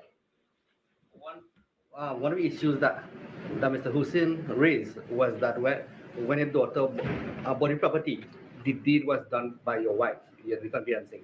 Is there anything odd about that? I should ask you. My wife is an attorney of long standing and is held in high esteem by everybody in this country except people like Saddam Hussein. I don't know that there's anything. And if there is something, then let the law take its course. I see they go into the fraud squad and they go into the OAS and they go into the European Union. There you go. If you believe that my wife is not fit to do a deed, then carry on. Stamp duty, question of the stamp. They don't know what they're talking about, and there's a place to talk about that. When we get there, we'll talk about it. And when they want to slander you, they ask questions. I see all kind of questions being asked. If you don't know, then behave yourself. These questions are being raised a few days before next Monday, which some people say, well, Monday is local election and possibly a dry run for what could come later on. Are you seeing any sort of motivations for these allegations and questions arising now, and how do you hope it will be received by the public, all these questions being asked? And... Well, as I said earlier, that is a habit the UNC has at election time to make the most outrageous attacks on me personally in recent times in the hope that it will be an election wedge issue. I don't know where you all were when we sat in the parliament and saw what Vanilla Allen Toppin did in 2015. Scandalized not only me, but my entire family. And you know who allowed that to happen? Wade Mark. Wade Mark gave permission to the UNC. He was the speaker. He gave permission to the UNC to blow up a picture of a house and bring that house inside the parliament. And members of parliament held it up in the house while Vanilla Allen Toppin was pointing to it as a house where I raped somebody in. What could be worse than that? What could be worse than that?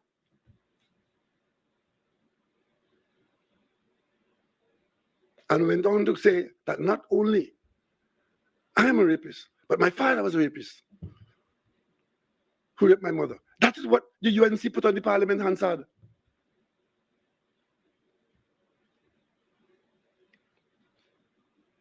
And that was after they sent a reporter to my house, having asked me if I was home alone, and I said yes, and the reporter came, had nothing of any consequence to tell me, and when the reporter left, the next thing was the reporter resigned her job and said that I was improper with her in my house.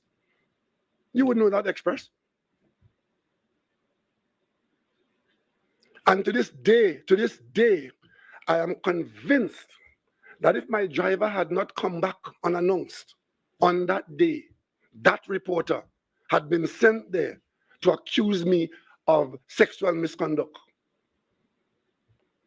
And it was the return of my driver after I said I was home alone that saved me from that. That's what they do. THA election, I'm not a candidate in the election. In fact, last THA election, I hardly took part in it. Right? I went there once to put our candidates out, and I think I went to one public meeting after that. But they felt that if they came and bust this mark about me, and it happened, and it was so easy to deal with. All I did, I showed the press my Form A, which you would not see because the Integrity Commission can't show it to you. They can't show it to you. I could show it to you because I have a copy of it, and it's my form. But once it goes to the Integrity Commission, it is highly confidential. So when they did this in the THA election, I showed the media, I said, but this is not true. Look at it here, disclosed to the Integrity Commission. And then the goalpost shift to, well, it's not on Form B. And of course, since they can show that it's not on Form B, that is what was the basis for the parade yesterday. And I'm saying to you, anybody who is so in the know, claiming to be looking after the public interest, not wanting to mislead the public, you would have known that the Integrity Commission is asking that building be put on Form B by way of an amendment to the Parent Act. And in terms of how we take it, how do I take it? I expect better from my parliamentary colleagues. I know you are unable to dictate the pace of your attorneys, but if you can, a time frame in terms of how soon the lawsuit would come? I'm not answering that. I told you I'm going to be guided by my lawyers on this matter as to what I do, when I do it, and how I do it. You revealed all your properties, in Form A. You've been and land on Form B, right? You've been in public life for over 30 years. What you have to say, people who might question, that you've done very well, on a politician's salary. You've got so much land, have so much shares, Well, you sure you want to ask that? The one thing that you can rest assured, my family and I, we don't have anything that we claim that we can't explain how we got it. Let me give you a joke. My grandfather gave me his property when I was 17 years old. I got a deed for it at age 17. I built on that property 30 years later, right? You know what the UNC did? The UNC hired a light plane. Those days, there are no drone. They got a light plane to fly to Tobago, go over my house, take a picture of my house, and scandalize me and my wife and say, Emily Elias building that for me in Tobago as part of the Scarborough Hospital project.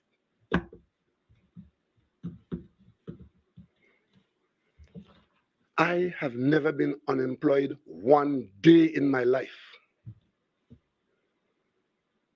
except when I was at university or in school, pre-university.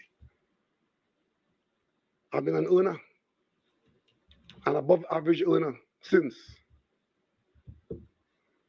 But there are some people in this country who believe that certain people ain't supposed to have certain things.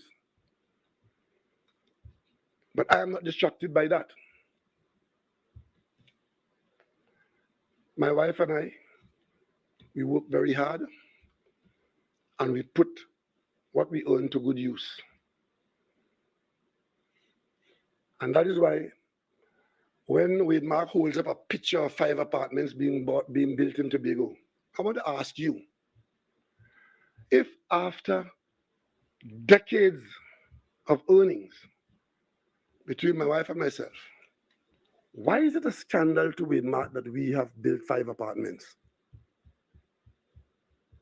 Look how many people in Tobago build far more than 5 on means far less than ours, who don't even belong to Tobago. Have I bothering them? Why you have to scandalize us because we built something in Tobago? Well, if all your friends are thieves because they were in public life, you don't have to extend that to me because we can explain everything we've got.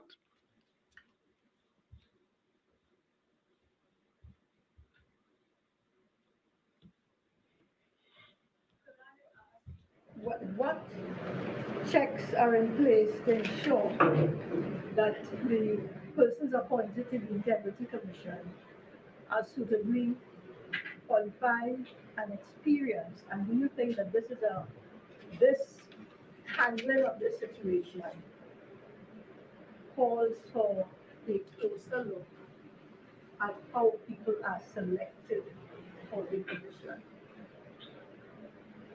I don't have an answer for that at this time. Because, as I said, people are people. There's no mold in which you put the human body and the mold will shape it to perfection. That mold, if it exists, is somewhere in heaven. But what I'm saying, though, this is simple, straightforward. And I know there are many people in this country who qualify to handle matters. You see, it is the hidden agendas that cause people to not rise to the expectation. President Robinson had made a statement once, and it hit me to the core of my stomach, when he said, the professional class has been consistently failing this country.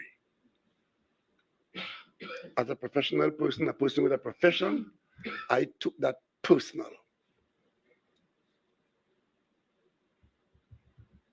And he was right. He's right. Yes, one more. Yep, Joel, after one more. All right, so this would, you willing to take question on other matters or only on this? Yeah, other matters? Yeah. Oh, we didn't get to the other matters section. Oh, right. Okay, a few minutes more, yeah. Go ahead. All right. We've heard the language by the opposition leader concerning the current proposal for the Stand Your Ground legislation, which is similar, from what I can gather, to what is in effect in parts of the United States. You have raised or expressed your concerns about that, but I'm wondering, for persons who say, well, okay, the government is saying that model is not appropriate for Trinidad and Tobago, then what model would be appropriate in the context of persons with licensed firearms facing that kind of threat at their homes? Well, the current law has provision for you to defend yourself in a way. And if you want to put it simply, if you're going to defend yourself having found yourself in that situation of grave danger, you have to convince yourself that you can explain it after it has been done and be seen to have acted properly. That is the measure of that law. The current law allows that. If it is that where we are now, with an increased level of bold-facedness by the criminal element, And what I call the criminal business is operating in a way that requires a review or even an education, because many people are not educated as to what is required in this whole self-defense thing. But what I can tell you for sure is that nobody is saying or has said that you cannot defend yourself in a self-defense situation. Self-defense is available to you under our laws. And you acting in self-defense is a judgment that you have to make, right? And sometimes in self-defense, the best reaction is not to go on the attack, because you have to make that judgment. It's a personal judgment and it is situational, and sometimes it's split second, right? And you can't legislate down to the split second like that. You have to have general laws as we have, but we know what stand your ground is. We didn't invent that. It's not being invented here. And that's what you have to watch. You are importing into us, into our community, a label which exists outside of Trinidad and Tobago. And it was found to be required in a society that was heavily militarized. And the outcome was more violence. And in many instances, violence in the most horrendous way, where the truly innocent was at the receiving end of a person who claimed self-defense, stand your ground, and sorry, you're dead. And we're saying, you don't just copy what the Americans are doing. You know our society. Let's tailor what we do to our society, and if we have to make amendments, we do it in that context. There are people in the United States now, states in the United States, who are experiencing the existence of stand your ground laws and trying to change it. So if it is being held up to us here as a panacea for our problems in dealing with crime, then we're saying, well, then what is it we're not learning from the Americans that we figure we will learn here? And we believe it is simply politics, electioneering, because the person who is advocating it was in fact a prime minister of this country. There's no schoolboy who graduated now and is now 20 years old and saying, we young people think that we should do. This is a prime minister who served as prime minister, who dealt with a crime wave in the same way, because this crime and criminality that we're facing is not new. This prime minister, in response to it, declared a state of emergency. So to come now and say you've suddenly got a brainwave that will import into Trinidad and Tobago the militarization of the country and give everybody who wants a gun, and you stand your ground, that is just election politics. If you think that the government thinks it's necessary, would that include, because you just said something just I wanted to follow up on, do you think that the system presently should be amended to allow people to have more or easier access to licensed firearms, or do you think it needs to be more stringent? What is the government's position? The system that we have now, which we have been using, was one that was not aiming to arm everybody in a broad sense. It was one that a certain number of firearms were made available every year on an ongoing basis to persons who were very heavily vetted and so on. But the demand for firearms grew considerably more as the crime levels became more frequent and the crimes became more violent. Okay, so there's an increased demand. But that does not mean that you swing the pendulum all the way from one side to the other side. Because more guns on that scale does not necessarily automatically mean more security. It could, like in the United States, mean more shooting, more killing, right? It could. That's what their experience is. One of the biggest issues in the United States today is people being afraid to send their children to school because they might become the victims of gunfire. It wasn't always so. And since we are not there, why do you want the Gallup to go there? They've been there and they're telling you they want to leave there. Why you want the Gallup to go there? So, Prime Minister, do you think we should review the way FULs are governed now? Do you think? Well, we certainly have to review it. I could tell you that now. Because the current arrangement, as it stands, it was the Commissioner of Police who was the singular arbiter on who gets a firearm in this country. And following the government policy of making haste slowly in putting more guns in society, right? What we have experienced demand that be reviewed because it has been abused, and to the extent where the firearms unit in the police service had to be literally shut down and be subject to serious investigation, forensic investigation, to be able to try to account for arms and ammunition and the country's state with respect to the importation of arms and ammunition. That's where we are. As a result of that, that has disrupted the flow of firearm license going out. I see somebody suing the Commissioner of Police because of the lack of response and so on. So these are complications that flow. But certainly, from the experience we've had in the last, I would say the last 36 months, we certainly have to review that. But what comes out of the review, I can't say today. Is there even a proposal presently by the government? Because you're saying you have a system where one person basically authorizes licensed firearms. Are you suggesting it shouldn't be one person but a board of people? Or Well, those are the things that the review, the government is going to be moved by the recommendations to come once the audits and the reports are all collated, and then the cabinet will have to take a decision. Members of this committee that doing this review. So the government, there are a number of people right now, and the government is the cabinet. It will all end up before the cabinet eventually. And the government will have to take a decision. One, how much we militarize society. Two, how it is done.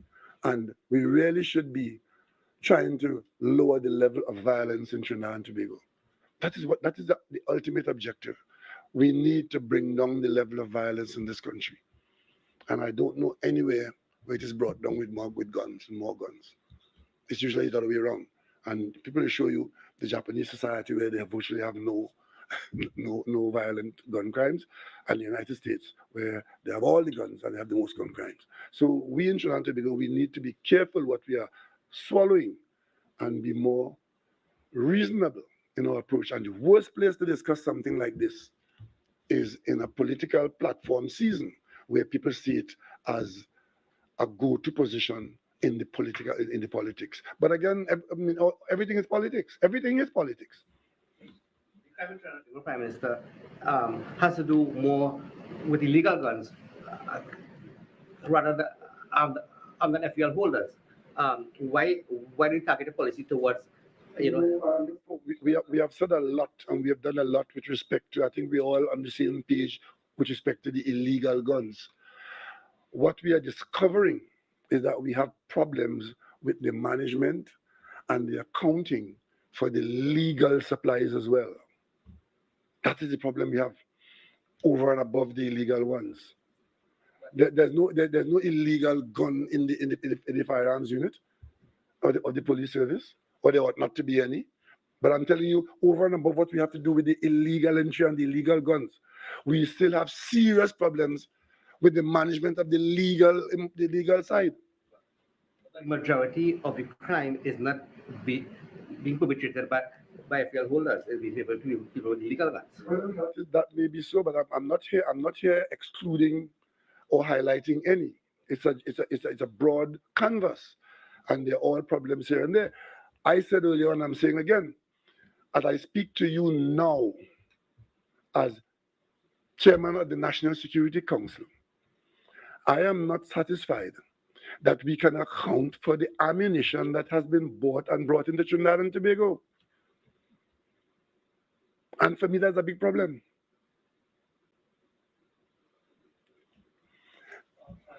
Finally. Eight years in office, the PNM celebrating a milestone anniversary. How would you describe the anniversary? How would you rate the performance of the party over the last 8 years? Well, I think the party has done very well. The party has um, been selected to be the government at a very um, testing time. We came in September 2015 when we had serious economic decline, serious revenue contraction, and very, very difficult markets. And then we had a pandemic which literally strangled us for 2.5, almost 3 years. We had difficulty maintaining our standard of living and our quality of life, but we managed to do that. We had to make significant adjustments in some of the regular things that we have done, that we have to do. We try to restart the economy. We've restarted the economy. We've got some economic growth. There's some positive news on the diversification where the non-oil sector has survived and has grown. We've maintained our social support systems. We've raised our international profile considerably. We've got our curriculum arrangements in place. So I think a lot of good things have happened during that 8-year period. And of course, if one go down to the more detailed levels, some of the, if you may recall, in the first year the government was in office, the biggest issue on which the government was being pilloried was the Tobago ferry. Remember that story? We had actually got to a point where we had no ferry because the Express and the other one, Spirit, were driven to a point where they couldn't go any further, and we were confronted with that. That is no longer with us. We have two of the best ferries in the world, so that problem has been solved. But usually, as you solve one problem, a new one appears somewhere else. There's never a day when we don't have problems to deal with, and I think the government has done quite well in a very difficult situation. We've done reasonably well. We are not perfect. We have not been as successful at everything as we've done. But when you look at the success that we had in closing off the CLICO matter, recovering substantial sums of money, assets to the state on the CLICO bailout, we created the NIF, which has now been created and moved to the first, we come to the end of the first tranche. So these are successes that we must acknowledge. There was no NIF when we started out. We didn't have, we didn't know where the CLICO money was going to come back to us. We had to go to court. We went to court. The court ruled in our favor. We got putting CLF into liquidation. We didn't have full support in that. Many people thought that was crazy. It was done, and it has worked very well for the country and for taxpayers. We got back $921 from OS that was removed from the contract. That was that the UNC on the last day of office took out the clause from the contract to allow the contractor to go with the bonds. We went to court and got the court to authorize us to get that money back. Eh?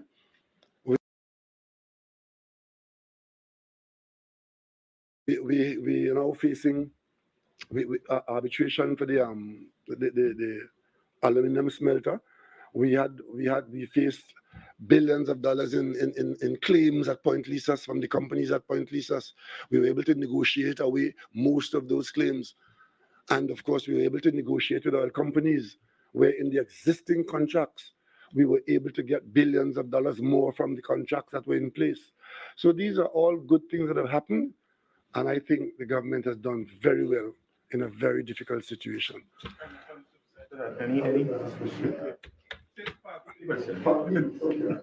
Any failures, any regrets within that 8 years? Because you spoke of all the goodness that the people.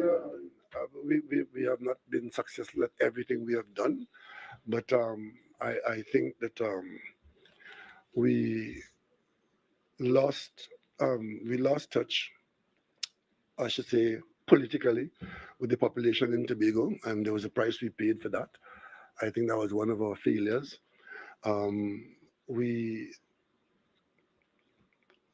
were able to save some things, but I don't know that there are many failures that we've taken some brave steps that so far have worked out to us, right? And I think we need to just, be a little patient about some things. And our fundamentals are strong, but not without some red flags. Our gas production is not what it used to be. We have to find sources of gas. And of course, the market for gas is now under question, where there are people who are saying that you should not be increasing your production of oil and gas. But I'll tell you a little secret. While we have been suffering from reduction in gas production and been struggling to find new sources in Venezuela, the United States has increased their production by 4-fold. So we know we are on safe ground with respect to using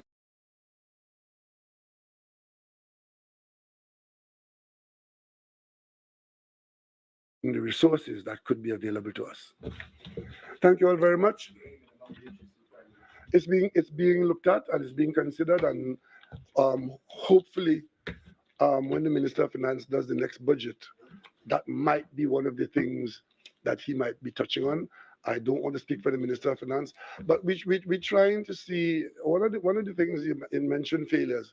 I'm sorry that we were not able to get an agreement with the Public Service Union so that whatever the government could have afforded, that money could have been made available immediately to the public service. The fight to get more and not being able to put that money in public servants' hand earlier, I think that's one of the failures. But I hope that that will not be with us for too long. It's for the tribunal now. And whatever the tribunal rules, the government will move with alacrity to get it into public servants' hand, because we understand that, they've been, in a situation where they deserve an increase, but we have to stay with what the country can afford. We don't want to do something today for feel good, and then it creates a situation for feeling horrible. Thank you all very much for coming, and thank you very much for covering.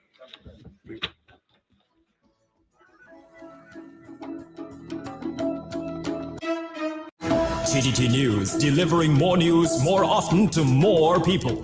TTT News, reporting on the people, events, and issues that affect your life. TTT News, online and fully interactive at TTT Live Online. TTT News, first at 6:30 p.m. TTT News. Decent. Let's do that again. Good morning to you, Mr. Gary Griffith, political leader of the NTA. Good morning to you. How are you? But you wearing PDP colors today? Never. Good morning, gentlemen. That looked like PDP. Paul, in your colors and you in PDP colors. I'm not taking it off, yes? Please don't. Please don't. Please, but we might get 1,000 more views, People logging on to see Gary Griffith. Take it off. I don't think in your present condition you need to do that. Wait until your meniscus heal fully, and then you can train again, and then you can. Hey, I lost 17 pounds walking, and there's one thing I've been successful at. 17 pounds walking. So you only have 35 more to lose. 32. Don't exaggerate. This walking really makes you lose weight, yeah? But it's good for you. Politics is good for you in that aspect. That walking about, it's good for you. Well, if it is there's something called reincarnation, and I'm a politician in next life, I want to be a politician in Barbados where all the land flat. Yeah. But in Trinidad, oh gosh, it's Paramin, it's Calvary. And then if you don't walk with your candidates, nobody coming out to greet them. They're coming out because you're there. So you have to walk. Well, yeah, that is true. But the good thing is that they said in all those places when they've never seen a political leader be PNM for 60 years in any of those places. So interesting. You had to have a PNM area. You had to have a comeback. We had a bet on earlier this morning, Gary Griffith, that you could get through the next 45 minutes without saying Keith Rowley. And you just lose it already. Okay, no, you didn't say it. You said political leader. You didn't say it. Let's say Mr. Landit. Okay. But Gary Griffith, I want to start off this morning because I won't take up too much of your time, but there is something that happened on the political platform that disturbed me no end.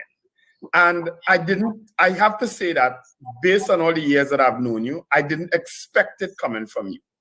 And that was your attack on Minister Marvin Gonzalez, and I'm going to call his name because you called his name, Minister Marvin Gonzalez, concerning his presumed sexuality. I didn't like it at all, and I didn't expect it from you. And I think you owe him an apology. Jack Warner did it and got away with it, and I didn't expect any different from Jack Warner. But honestly, I didn't expect it from you. And I didn't like it at all, at all, at all. Yeah, well, so I have to get that off my chest earlier. Yeah, no problem. Dan, definitely you're 100% incorrect. At no time did I even allude to anything like that. What I said is that Marvin Gonzalez, he started with speaking about my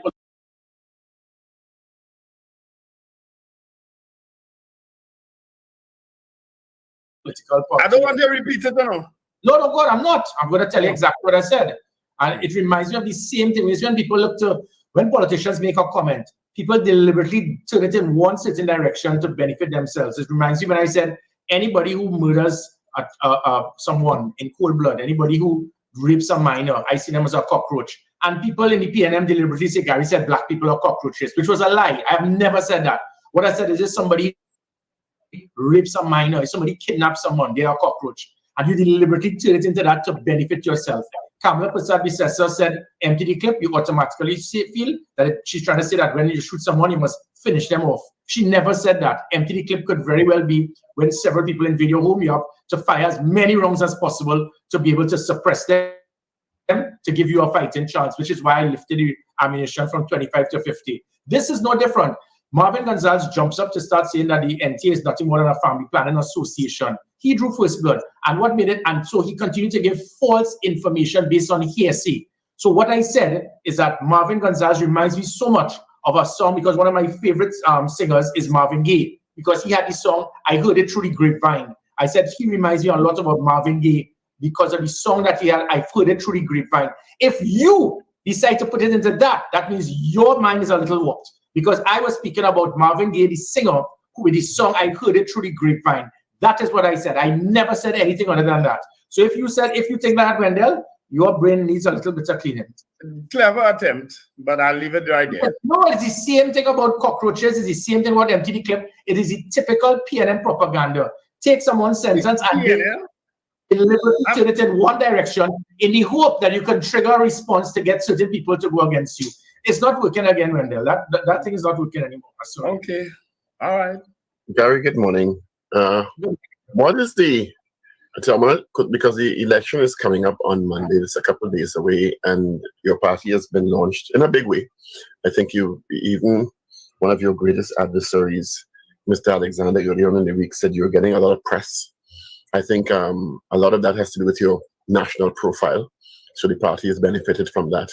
What is the NTA's mandate in this election? And I heard on several of your comments on your platforms, you said that when we are elected, suggesting that you have plans for further than the Monday local government election. What is the NTA's mandate? What is the NTA about? It is definitely about what the country has not seen for the last 8 years, which is good governance. And I am not here to try to give this dance, which I've heard other political leaders try, stating that we are going to do this and we are going to fix your box train and fix your roads. That is what you usually have. What I am promising is accessibility. And sometimes people just want that. I have walked the length and breadth, as I was explaining to Wendell, from Scorpion and Caranage, Waterhole and Cocorite, Bagatelle, Sealots, Laventil Road, Aruka, Trincity, Macoya, throughout Point 14, throughout Arima. And everywhere that I have gone, especially in that east-west corridor, apart from the fact that there's been an absence of actually serving persons, inclusive of local government, a void of leadership. So yeah, as I mentioned, when they saw me, they said it's the first time in those places they've ever seen a political leader, in Sealots and all of that. They've ever seen a political leader in that area. And that's supposed to be PNM country.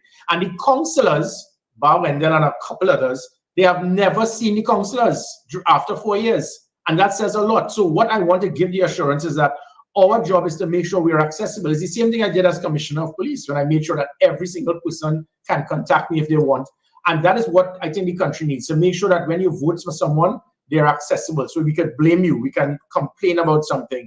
And we intend to put the same models that I use. I heard a political leader earlier this week, gentlemen, speak about, well, Gary's a one-trick pony. And that is where I beg to differ. Because as a commissioner of police, the same way I was able to transform the police service by forming a good team. That's what the NT intends to do. Form a team of the best minds available to have a roadmap towards the transformation of Trinidad and Tobago. The Prime Minister used that word transformation 8 times in his last meeting. He understands the importance of it. And so when you speak about Gary Griffith, it's not about me fighting crime. As a commissioner of police, and a minister of national security, leading 20,000 persons or 7,000 based on the positions that I had, 117 billions, 300 million, or sorry, $2 billion in trying to balance. You have to deal with fiscal management. You have to deal with human resource management.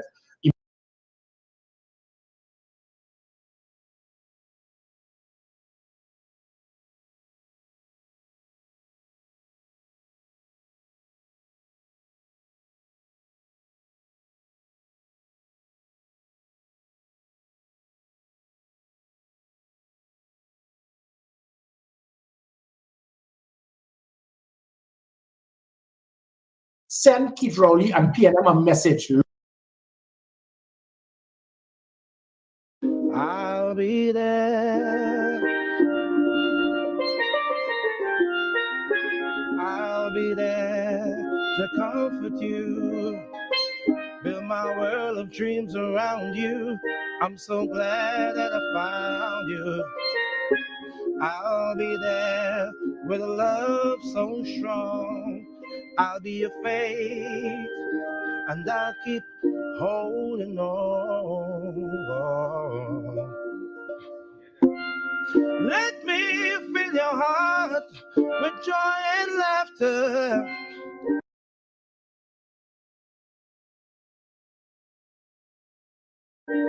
Togetherness, that is all I'm after. Whenever you need me, and I'll be there.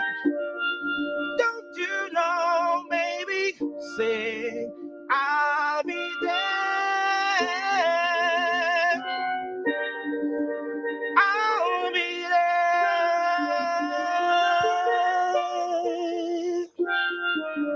Just call my name, and I'll be there.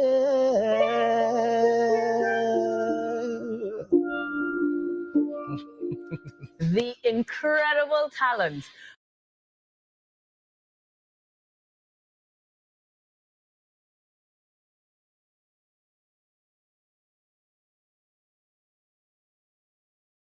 of Kern Somerville joining us this morning on the Now Morning Show as we continue to celebrate World Steel Band Day. Kern, good morning. Good morning. And thank you, because that is incredulous. Not only are you able to perform vocally and, of course, play, but your technique using 2 pairs of sticks. A lot of people aren't familiar with that technique, but it creates incredible harmonies and makes it even sweeter. So thank you for that rendition. You're welcome. Now, I would say you have been doing this all of your life, but we know it's more. Because clearly you come out of the womb playing pan and singing. How long has the combination been a part of your performance? So? Well, I've been a member of the police band for 20 years. So it started while I was there. Serendipitously or very intentional? Like you knew you could do this as a tryout? Error. So that time we had a concert and I was getting problems to accompany myself. Right. And like I used to play with Exeter Steel Orchestra. So while I was playing chords, I was humming. I'm like, wait, I could sing and play. If I can hum and play, then I could collaborate it. And through experience and trials, then here I am. Nice. Now, that's quite a talent to master. But that means that you are very much looking forward to tomorrow's celebration.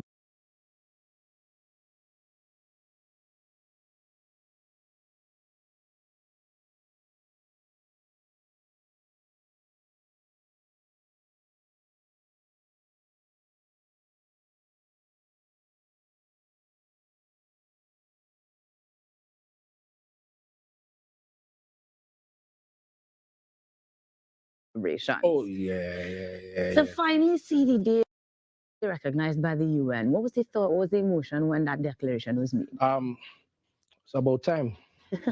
In a nutshell, because they said World Steel Pan Day, and for me, world, but the fact that it's from our tiny country, that it's finally being recognized how it's supposed to be recognized, because all over the world, all foreigners all over the world playing the national instrument. Absolutely. So it's really a great accomplishment. But speaking of accomplishments, though, we have a host of bands that you have played with, but where can we see this sort of talent in the future? Well, the good thing about it, I launched my steel band July the 19th, Kern Somerville Steel Sensational Band. So congratulations. Yeah, and last year I launched my brass band. So I'm also an arranger, composer,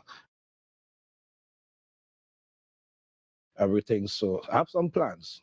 Put it like that. Let us know the plans now. How are we going to be able to enjoy it with you and celebrate with you? You know the saying, let's go, you can't give out everything yet. You want to do it. But I did the main thing though. At least it's known that I launched a brass band, I launched a steel band. Right. Yeah. And how can we connect with you? You're online, you're on the socials. Yeah. How do we find you?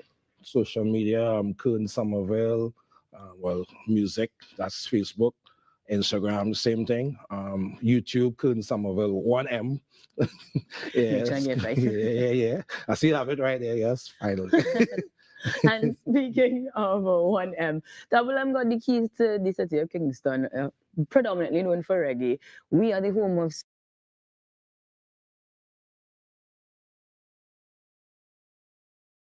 soca. What genre do you prefer to perform on this instrument?